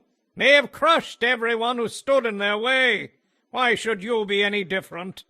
Have the gods of other nations rescued them? Such nations as Gozan, Hiran, Rezeph, and the people of Eden who were in Tel Azar? The former kings of Assyria destroyed them all. What happened to the king of Hamath and the king of Arpad? What happened to the kings of Sepharvaim, Hena, and Iva? After Hezekiah received the letter and read it, he went up to the Lord's temple and spread it out before the Lord. And Hezekiah prayed this prayer before the Lord, O Lord, God of Israel, you are enthroned between the mighty cherubim. You alone are God of all the kingdoms of the earth. You alone created the heavens and the earth. Listen to me, O Lord, and hear. Open your eyes, O Lord, and see. Listen to Sennacherib's words of defiance against the living God. It is true, Lord, that the kings of Assyria have destroyed all these nations, just as the message says, and they have thrown the gods of these nations into the fire and burned them. But of course the Assyrians could destroy them. They were not gods at all, only idols of wood and stone shaped by human hands. Now, O Lord our God, rescue us from his power. Then all the kingdoms of the earth will know that you alone, O Lord our God. Then Isaiah son of Amos sent this message to Hezekiah. This is what the Lord, the God of Israel, says. I have heard your prayer about King Sennacherib of Assyria. This is the message that the Lord has spoken against him. The virgin daughter of Zion despises you and laughs at you. The daughter of Jerusalem scoffs and shakes her head as you flee. Whom do you think you have been insulting and ridiculing? Against whom did you raise your voice? At whom did you look in such proud condescension? It was the Holy One of Israel. By your messengers you have mocked the Lord. You have said, with my many chariots I have conquered the highest mountains, yes, the remotest peaks of Lebanon. I have cut down its tallest cedars and its choicest cypress trees. I have reached its farthest corners and explored its deepest forests. I have dug wells in many a foreign land and refreshed myself with their water. I even stopped up the rivers of Egypt so that my armies could go across. But have you not heard? It was I, the Lord, who decided this long ago. Long ago I planned what I am now causing to happen, that you should crush fortified cities into heaps of rubble. That is why their people have so little power and are such easy prey for you. They are as helpless as the grass, as easily trampled as tender green shoots. They are like grass sprouting on a housetop, easily scorched by the sun. But I know you well, your comings and goings and all you do. I know the way you have raged against me. And because of your arrogance against me, which I have heard for myself, I will put my hook in your nose and my bridle in your mouth. I will make you return by the road on which you came. Then Isaiah said to Hezekiah, Here is the proof that the Lord will protect this city from Assyria's king. This year you will eat only what grows up by itself, and next year you will eat what springs up from that. But in the third year you will plant crops and harvest them. You will tend vineyards and eat their fruit.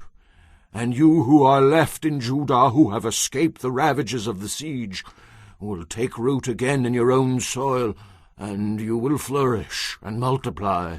For a remnant of my people will spread out from Jerusalem, a group of survivors from Mount Zion. The passion of the Lord Almighty will make this happen. And this is what the Lord says about the king of Assyria. His armies will not enter Jerusalem to shoot their arrows. They will not march outside its gates with their shields and build banks of earth against its walls.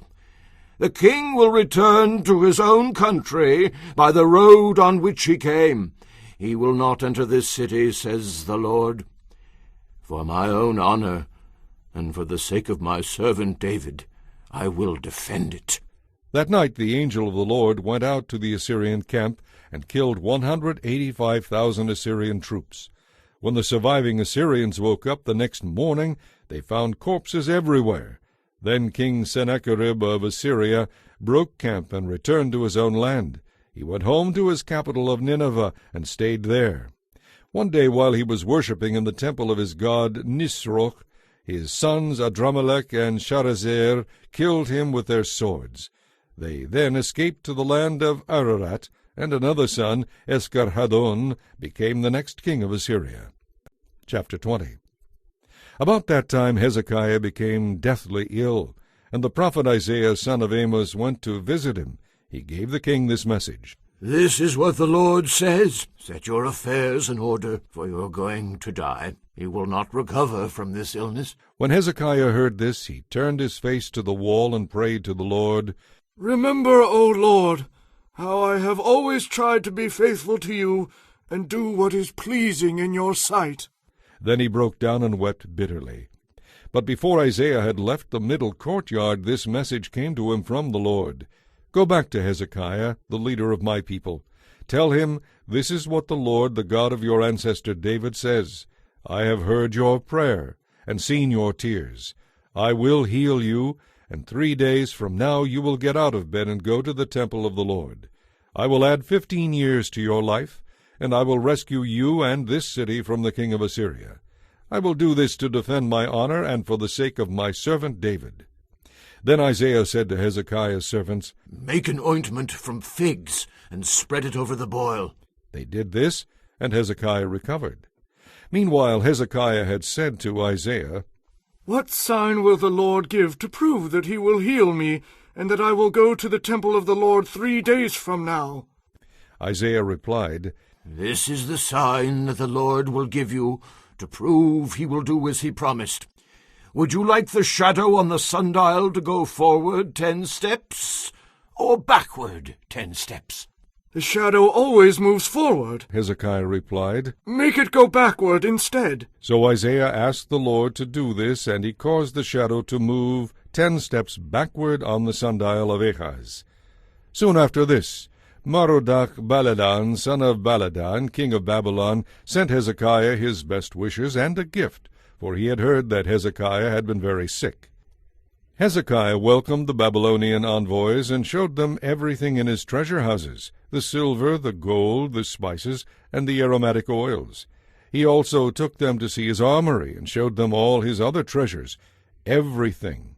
There was nothing in his palace or kingdom that Hezekiah did not show them.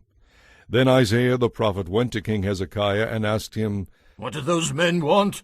Where were they from? Hezekiah replied, They came from the distant land of Babylon. What did they see in your palace? Isaiah asked. They saw everything, Hezekiah replied. I showed them everything I own, all my treasures. Then Isaiah said to Hezekiah, Listen to this message from the Lord.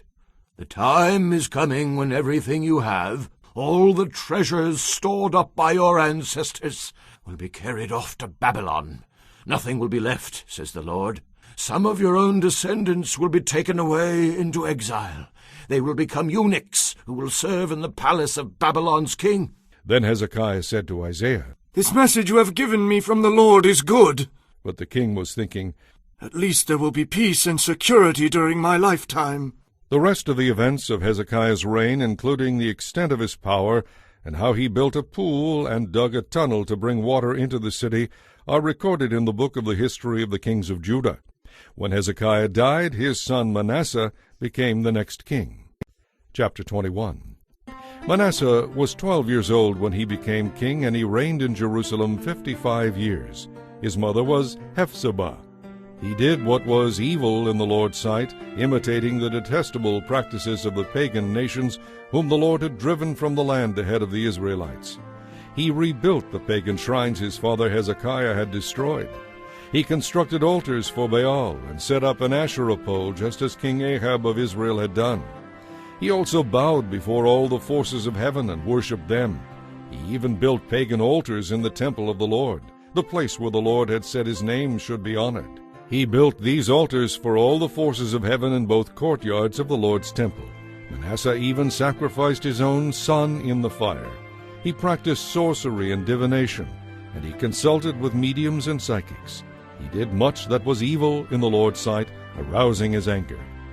Manasseh even took an Asherah pole he had made and set it up in the temple, the very place where the Lord had told David and his son Solomon, My name will be honored here forever in this temple and in Jerusalem.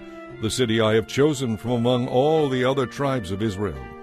If the Israelites will obey my commands, the whole law that was given through my servant Moses, I will not send them into exile from this land that I gave their ancestors. But the people refused to listen, and Manasseh led them to do even more evil than the pagan nations whom the Lord had destroyed when the Israelites entered the land. Then the Lord said through his servant the prophets, King Manasseh of Judah has done many detestable things. He is even more wicked than the Amorites who lived in this land before Israel. He has led the people of Judah into idolatry. So this is what the Lord, the God of Israel, says. I will bring such disaster on Jerusalem and Judah that the ears of those who hear about it will tingle with horror. I will judge Jerusalem by the same standard I used for Samaria, and by the same measure I used for the family of Ahab.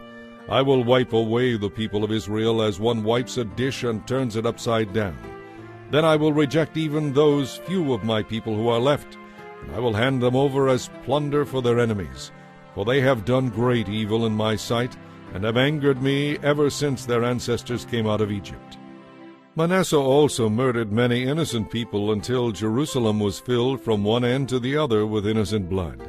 This was in addition to the sin that he caused the people of Judah to commit, leading them to do evil in the Lord's sight. The rest of the events in Manasseh's reign and all his deeds, including the sins he committed, are recorded in the book of the history of the kings of Judah. When Manasseh died, he was buried in the palace garden, the garden of Uzzah. Then his son Amon became the next king. Amon was 22 years old when he became king, and he reigned in Jerusalem 2 years. His mother was Meshullemeth, the daughter of Haruz from Jotbah. He did what was evil in the Lord's sight, just as his father Manasseh had done. He followed the example of his father, worshipping the same idols that his father had worshipped. He abandoned the Lord, the God of his ancestors, and he refused to follow the Lord's ways. Then Amon's own servants plotted against him and assassinated him in his palace. But the people of the land killed all those who had conspired against King Amon, and they made his son Josiah the next king. The rest of the events in Amon's reign and all his deeds are recorded in the book of the history of the kings of Judah. He was buried in his tomb in the garden of Uzzah. Then his son Josiah became the next king. Chapter 22. Josiah was 8 years old when he became king, and he reigned in Jerusalem 31 years. His mother was Jedidah, the daughter of Adaiah from Boscath. He did what was pleasing in the Lord's sight and followed the example of his ancestor David. He did not turn aside from doing what was right. In the 18th year of his reign, King Josiah sent Shaphan, son of Azaliah, and grandson of Meshullam, the court secretary, to the temple of the Lord. He told him, Go up to Hilkiah the high priest, and have him count the money the gatekeepers have collected from the people at the Lord's temple, and trust this money to the men assigned to supervise the temple's restoration. Then they can use it to pay workers to repair the temple of the Lord. They will need to hire carpenters, builders, and masons. Also have them buy the timber and the cut stone needed to repair the temple. But there will be no need for the construction supervisors to keep account of the money they receive, for they are honest people. Hilkiah the high priest said to Shaphan the court secretary, I have found the book of the law in the Lord's temple. Then Hilkiah gave the scroll to Shaphan, and he read it. Shaphan returned to the king and reported, Your officials have given the money collected at the temple of the Lord to the workers and supervisors at the temple. Shaphan also said to the king, Hilkiah the priest has given me a scroll. So Shaphan read it to the king. When the king heard what was written in the book of the law, he tore his clothes in despair.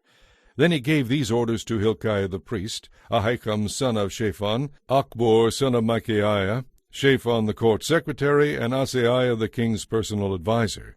Go to the temple and speak to the Lord for me, and for the people, and for all Judah. Ask him about the words written in this scroll that has been found.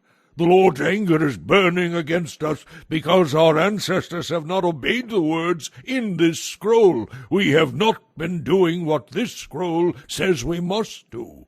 So Hilkiah the priest, Ahikam, Achbor, Shaphan, and Asaiah went to the newer Mishnah section of Jerusalem to consult with the prophet Huldah.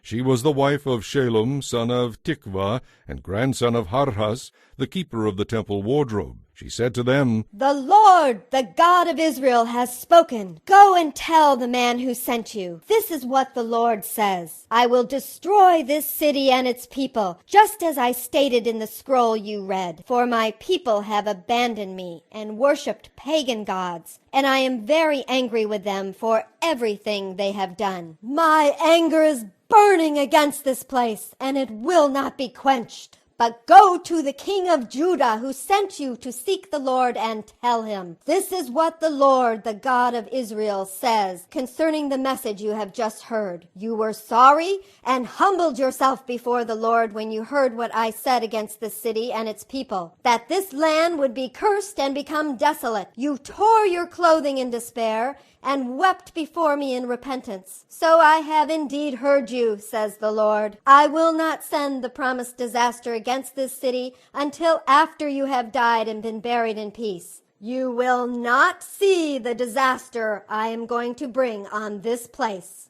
So they took her message back to the king. Chapter 23. Then the king summoned all the leaders of Judah and Jerusalem, and the king went up to the temple of the Lord with all the people of Judah and Jerusalem, and the priests and the prophets, all the people from the least to the greatest. There the king read to them the entire book of the covenant that had been found in the Lord's temple. The king took his place of authority beside the pillar and renewed the covenant in the Lord's presence. He pledged to obey the Lord by keeping all his commands, regulations, and laws with all his heart and soul. In this way he confirmed all the terms of the covenant that were written in the scroll, and all the people pledged themselves to the covenant. Then the king instructed Hilkiah the high priest and the leading priests and the temple gatekeepers to remove from the Lord's temple all the utensils that were used to worship Baal, Asherah, and all the forces of heaven. The king had all these things burned outside Jerusalem on the terraces of the Kidron Valley, and he carried the ashes away to Bethel.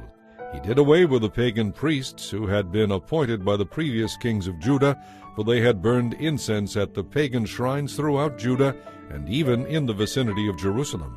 They had also offered incense to Baal and to the sun, the moon, the constellations, and to all the forces of heaven. The king removed the Asherah pole from the Lord's temple and took it outside Jerusalem to the Kidron Valley, where he burned it. Then he ground the pole to dust and threw the dust in the public cemetery. He also tore down the houses of the shrine prostitutes that were inside the temple of the Lord, where the women wove coverings for the Asherah pole. Josiah brought back to Jerusalem all the priests of the Lord who were living in other towns of Judah. He also defiled all the pagan shrines where they had burned incense from Geba to Beersheba. He destroyed the shrines at the entrance to the gate of Joshua, the governor of Jerusalem. This gate was located to the left of the city gate as one enters the city. The priests who had served at the pagan shrines were not allowed to serve at the Lord's altar in Jerusalem, but they were allowed to eat unleavened bread with the other priests. Then the king defiled the altar of Topheth in the valley of Ben-Hinnom, so no one could ever again use it to sacrifice a son or daughter in the fire as an offering to Molech. He removed from the entrance of the Lord's temple the horse statues that the former kings of Judah had dedicated to the sun. They were near the quarters of Nathan-Melech, the eunuch, an officer of the court. The king also burned the chariots dedicated to the sun. Josiah tore down the altars that the kings of Judah had built on the palace roof above the upper room of Ahaz. The king destroyed the altars that Manasseh had built in the two courtyards of the Lord's temple. He smashed them to bits and scattered the pieces in the Kidron Valley. The king also desecrated the pagan shrines east of Jerusalem and south of the Mount of Corruption, where King Solomon of Israel had built shrines for Ashtoreth, the detestable goddess of the Sidonians, and for Chemosh, the detestable god of the Moabites, and for Molech, the detestable god of the Ammonites. He smashed the sacred pillars and cut down the Asherah poles. Then he desecrated these places by scattering human bones over them. The king also tore down the altar at Bethel, the pagan shrine that Jeroboam son of Nebat had made when he led Israel into sin. Josiah crushed the stones to dust and burned the Asherah pole. Then as Josiah was looking around, he noticed several tombs in the side of the hill. He ordered that the bones be brought out, and he burned them on the altar at Bethel to desecrate it. This happened just as the Lord had promised through the man of God, as Jeroboam stood beside the altar at the festival. Then Josiah turned and looked up at the tomb of the man of God, who had predicted these things. What is that monument over there? Josiah asked. And the people of the town told him, It is the tomb of the man of God who came from Judah and predicted the very things that you have just done to the altar at Bethel. Josiah replied, Leave it alone. Don't disturb his bones. So they did not burn his bones or those of the old prophet from Samaria. Then Josiah demolished all the buildings at the pagan shrines in the towns of Samaria, just as he had done at Bethel. They had been built by the various kings of Israel and had made the Lord very angry. He executed the priests of the pagan shrines on their own altars, and he burned human bones on the altars to desecrate them. Finally, he returned to Jerusalem. King Josiah then issued this order to all the people. You must celebrate the Passover to the Lord your God, as it is written in the book of the covenant. There had not been a Passover celebration like that since the time when the judges ruled in Israel throughout all the years of the kings of Israel and Judah. This Passover was celebrated to the Lord in Jerusalem during the 18th year of King Josiah's reign. Josiah also exterminated the mediums and psychics, the household gods, and every other kind of idol worship both in Jerusalem and throughout the land of Judah. He did this in obedience to all the laws written in the scroll that Hilkiah the priest had found in the Lord's temple. Never before had there been a king like Josiah, who turned to the Lord with all his heart and soul and strength, obeying all the laws of Moses. And there has never been a king like him since. Even so, the Lord's anger burned against Judah because of all the great evils of King Manasseh, and he did not hold back his fierce anger from them. For the Lord had said, I will destroy Judah just as I have destroyed Israel. I will banish the people from my presence and reject my chosen city of Jerusalem and the temple where my name was to be honored. The rest of the events in Josiah's reign and all his deeds are recorded in the book of the history of the kings of Judah. While Josiah was king, Pharaoh Necho, king of Egypt, went to the Euphrates River to help the king of Assyria. King Josiah marched out with his army to fight him, but King Necho killed him when they met at Megiddo. Josiah's officers took his body back in a chariot from Megiddo to Jerusalem and buried him in his own tomb. Then the people anointed his son Jehoahaz and made him the next king. Jehoahaz was 23 years old when he became king, and he reigned in Jerusalem 3 months. His mother was Hamutal, the daughter of Jeremiah from Libnah. He did what was evil in the Lord's sight, just as his ancestors had done. Pharaoh Necho put Jehoahaz in prison at Riblah in the land of Hamath to prevent him from ruling from Jerusalem. He also demanded that Judah pay 7,500 pounds of silver and 75 pounds of gold as tribute. Pharaoh Necho then installed Eliakim, another of Josiah's sons, to reign in place of his father, and he changed Eliakim's name to Jehoiakim. Jehoahaz was taken to Egypt as a prisoner, where he died. In order to get the silver and gold demanded as tribute by Pharaoh Necho, Jehoiakim collected a tax from the people of Judah, requiring them to pay in proportion to their wealth. Jehoiakim was 25 years old when he became king, and he reigned in Jerusalem 11 years. His mother was Zebidah, the daughter of Pedaiah from Rumah. He did what was evil in the Lord's sight, just as his ancestors had done. Chapter 24. During Jehoiakim's reign, King Nebuchadnezzar of Babylon invaded the land of Judah. Jehoiakim surrendered and paid him tribute for 3 years, but then rebelled. Then the Lord sent bands of Babylonian, Aramean, Moabite, and Ammonite raiders against Judah to destroy it, just as the Lord had promised through his prophets. These disasters happened to Judah according to the Lord's command. He had decided to remove Judah from his presence because of the many sins of Manasseh. He had filled Jerusalem with innocent blood, and the Lord would not forgive this. The rest of the events of Jehoiakim's reign and all his deeds are recorded in the book of the history of the kings of Judah. When Jehoiakim died, his son Jehoiachin became the next king. The king of Egypt never returned after that, for the king of Babylon occupied the entire area formerly claimed by Egypt, from the brook of Egypt to the Euphrates River. Jehoiachin was 18 years old when he became king, and he reigned in Jerusalem 3 months. His mother was Nehushta, the daughter of Elnathan from Jerusalem. Jehoiachin did what was evil in the Lord's sight, just as his father had done. During Jehoiachin's reign, the officers of King Nebuchadnezzar of Babylon came up against Jerusalem and besieged it. Nebuchadnezzar himself arrived at the city during the siege. Then King Jehoiachin, along with his advisers, nobles, and officials, and the queen mother, surrendered to the Babylonians. In the 8th year of Nebuchadnezzar's reign, he took Jehoiachin prisoner. As the Lord had said beforehand, Nebuchadnezzar carried away all the treasures from the Lord's temple and the royal palace. They cut apart all the gold vessels that King Solomon of Israel had placed in the temple.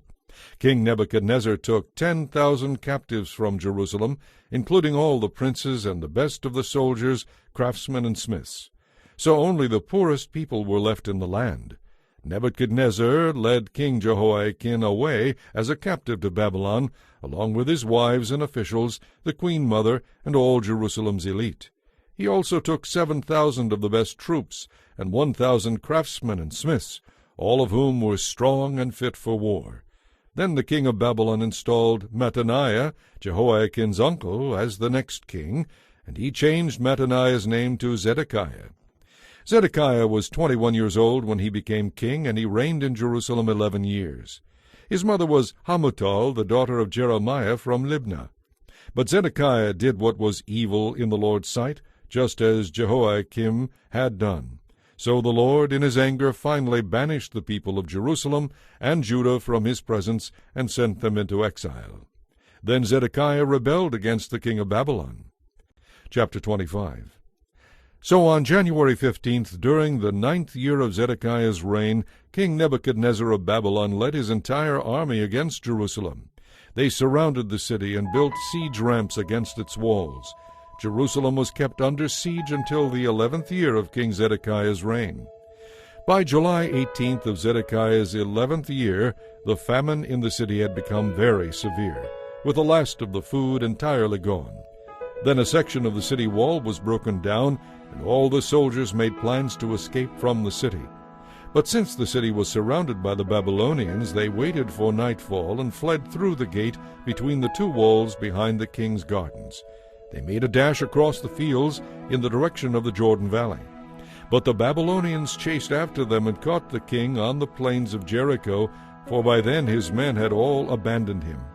They brought him to the king of Babylon at Riblah, where sentence was passed against him. The king of Babylon made Zedekiah watch as all his sons were killed. Then they gouged out Zedekiah's eyes, bound him in bronze chains, and led him away to Babylon.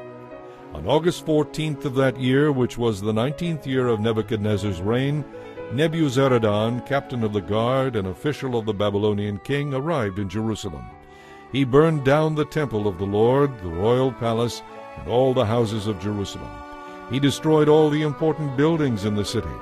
Then the captain of the guard supervised the entire Babylonian army as they tore down the walls of Jerusalem.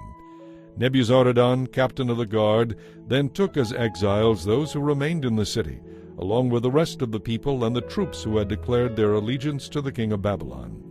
But the captain of the guard allowed some of the poorest people to stay behind in Judah to care for the vineyards and fields. The Babylonians broke up the bronze pillars, the bronze water carts, and the bronze sea that were at the Lord's temple, and they carried all the bronze away to Babylon. They also took all the pots, shovels, lamp snuffers, dishes, and all the other bronze utensils used for making sacrifices at the temple.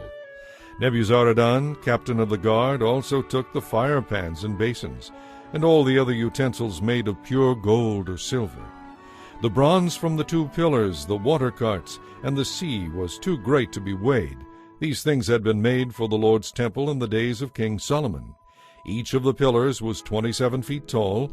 The bronze capital on top of each pillar was 7.5 feet high, and was decorated with a network of bronze pomegranates all the way around. The captain of the guard took with him as prisoners Seraiah the chief priest, his assistant Zephaniah, and the 3 chief gatekeepers. And of the people still hiding in the city he took an officer of the Judean army, 5 of the king's personal advisers, the army commander's chief secretary, who was in charge of recruitment, and 60 other citizens. Nebuzaradan the commander took them all to the king of Babylon at Riblah. And there at Riblah, in the land of Hamath, the king of Babylon had them all put to death. So the people of Judah were sent into exile from their land.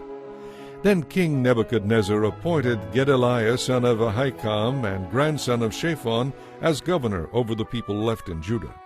When all the army commanders and their men learned that the king of Babylon had appointed Gedaliah as governor, they joined him at Mizpah.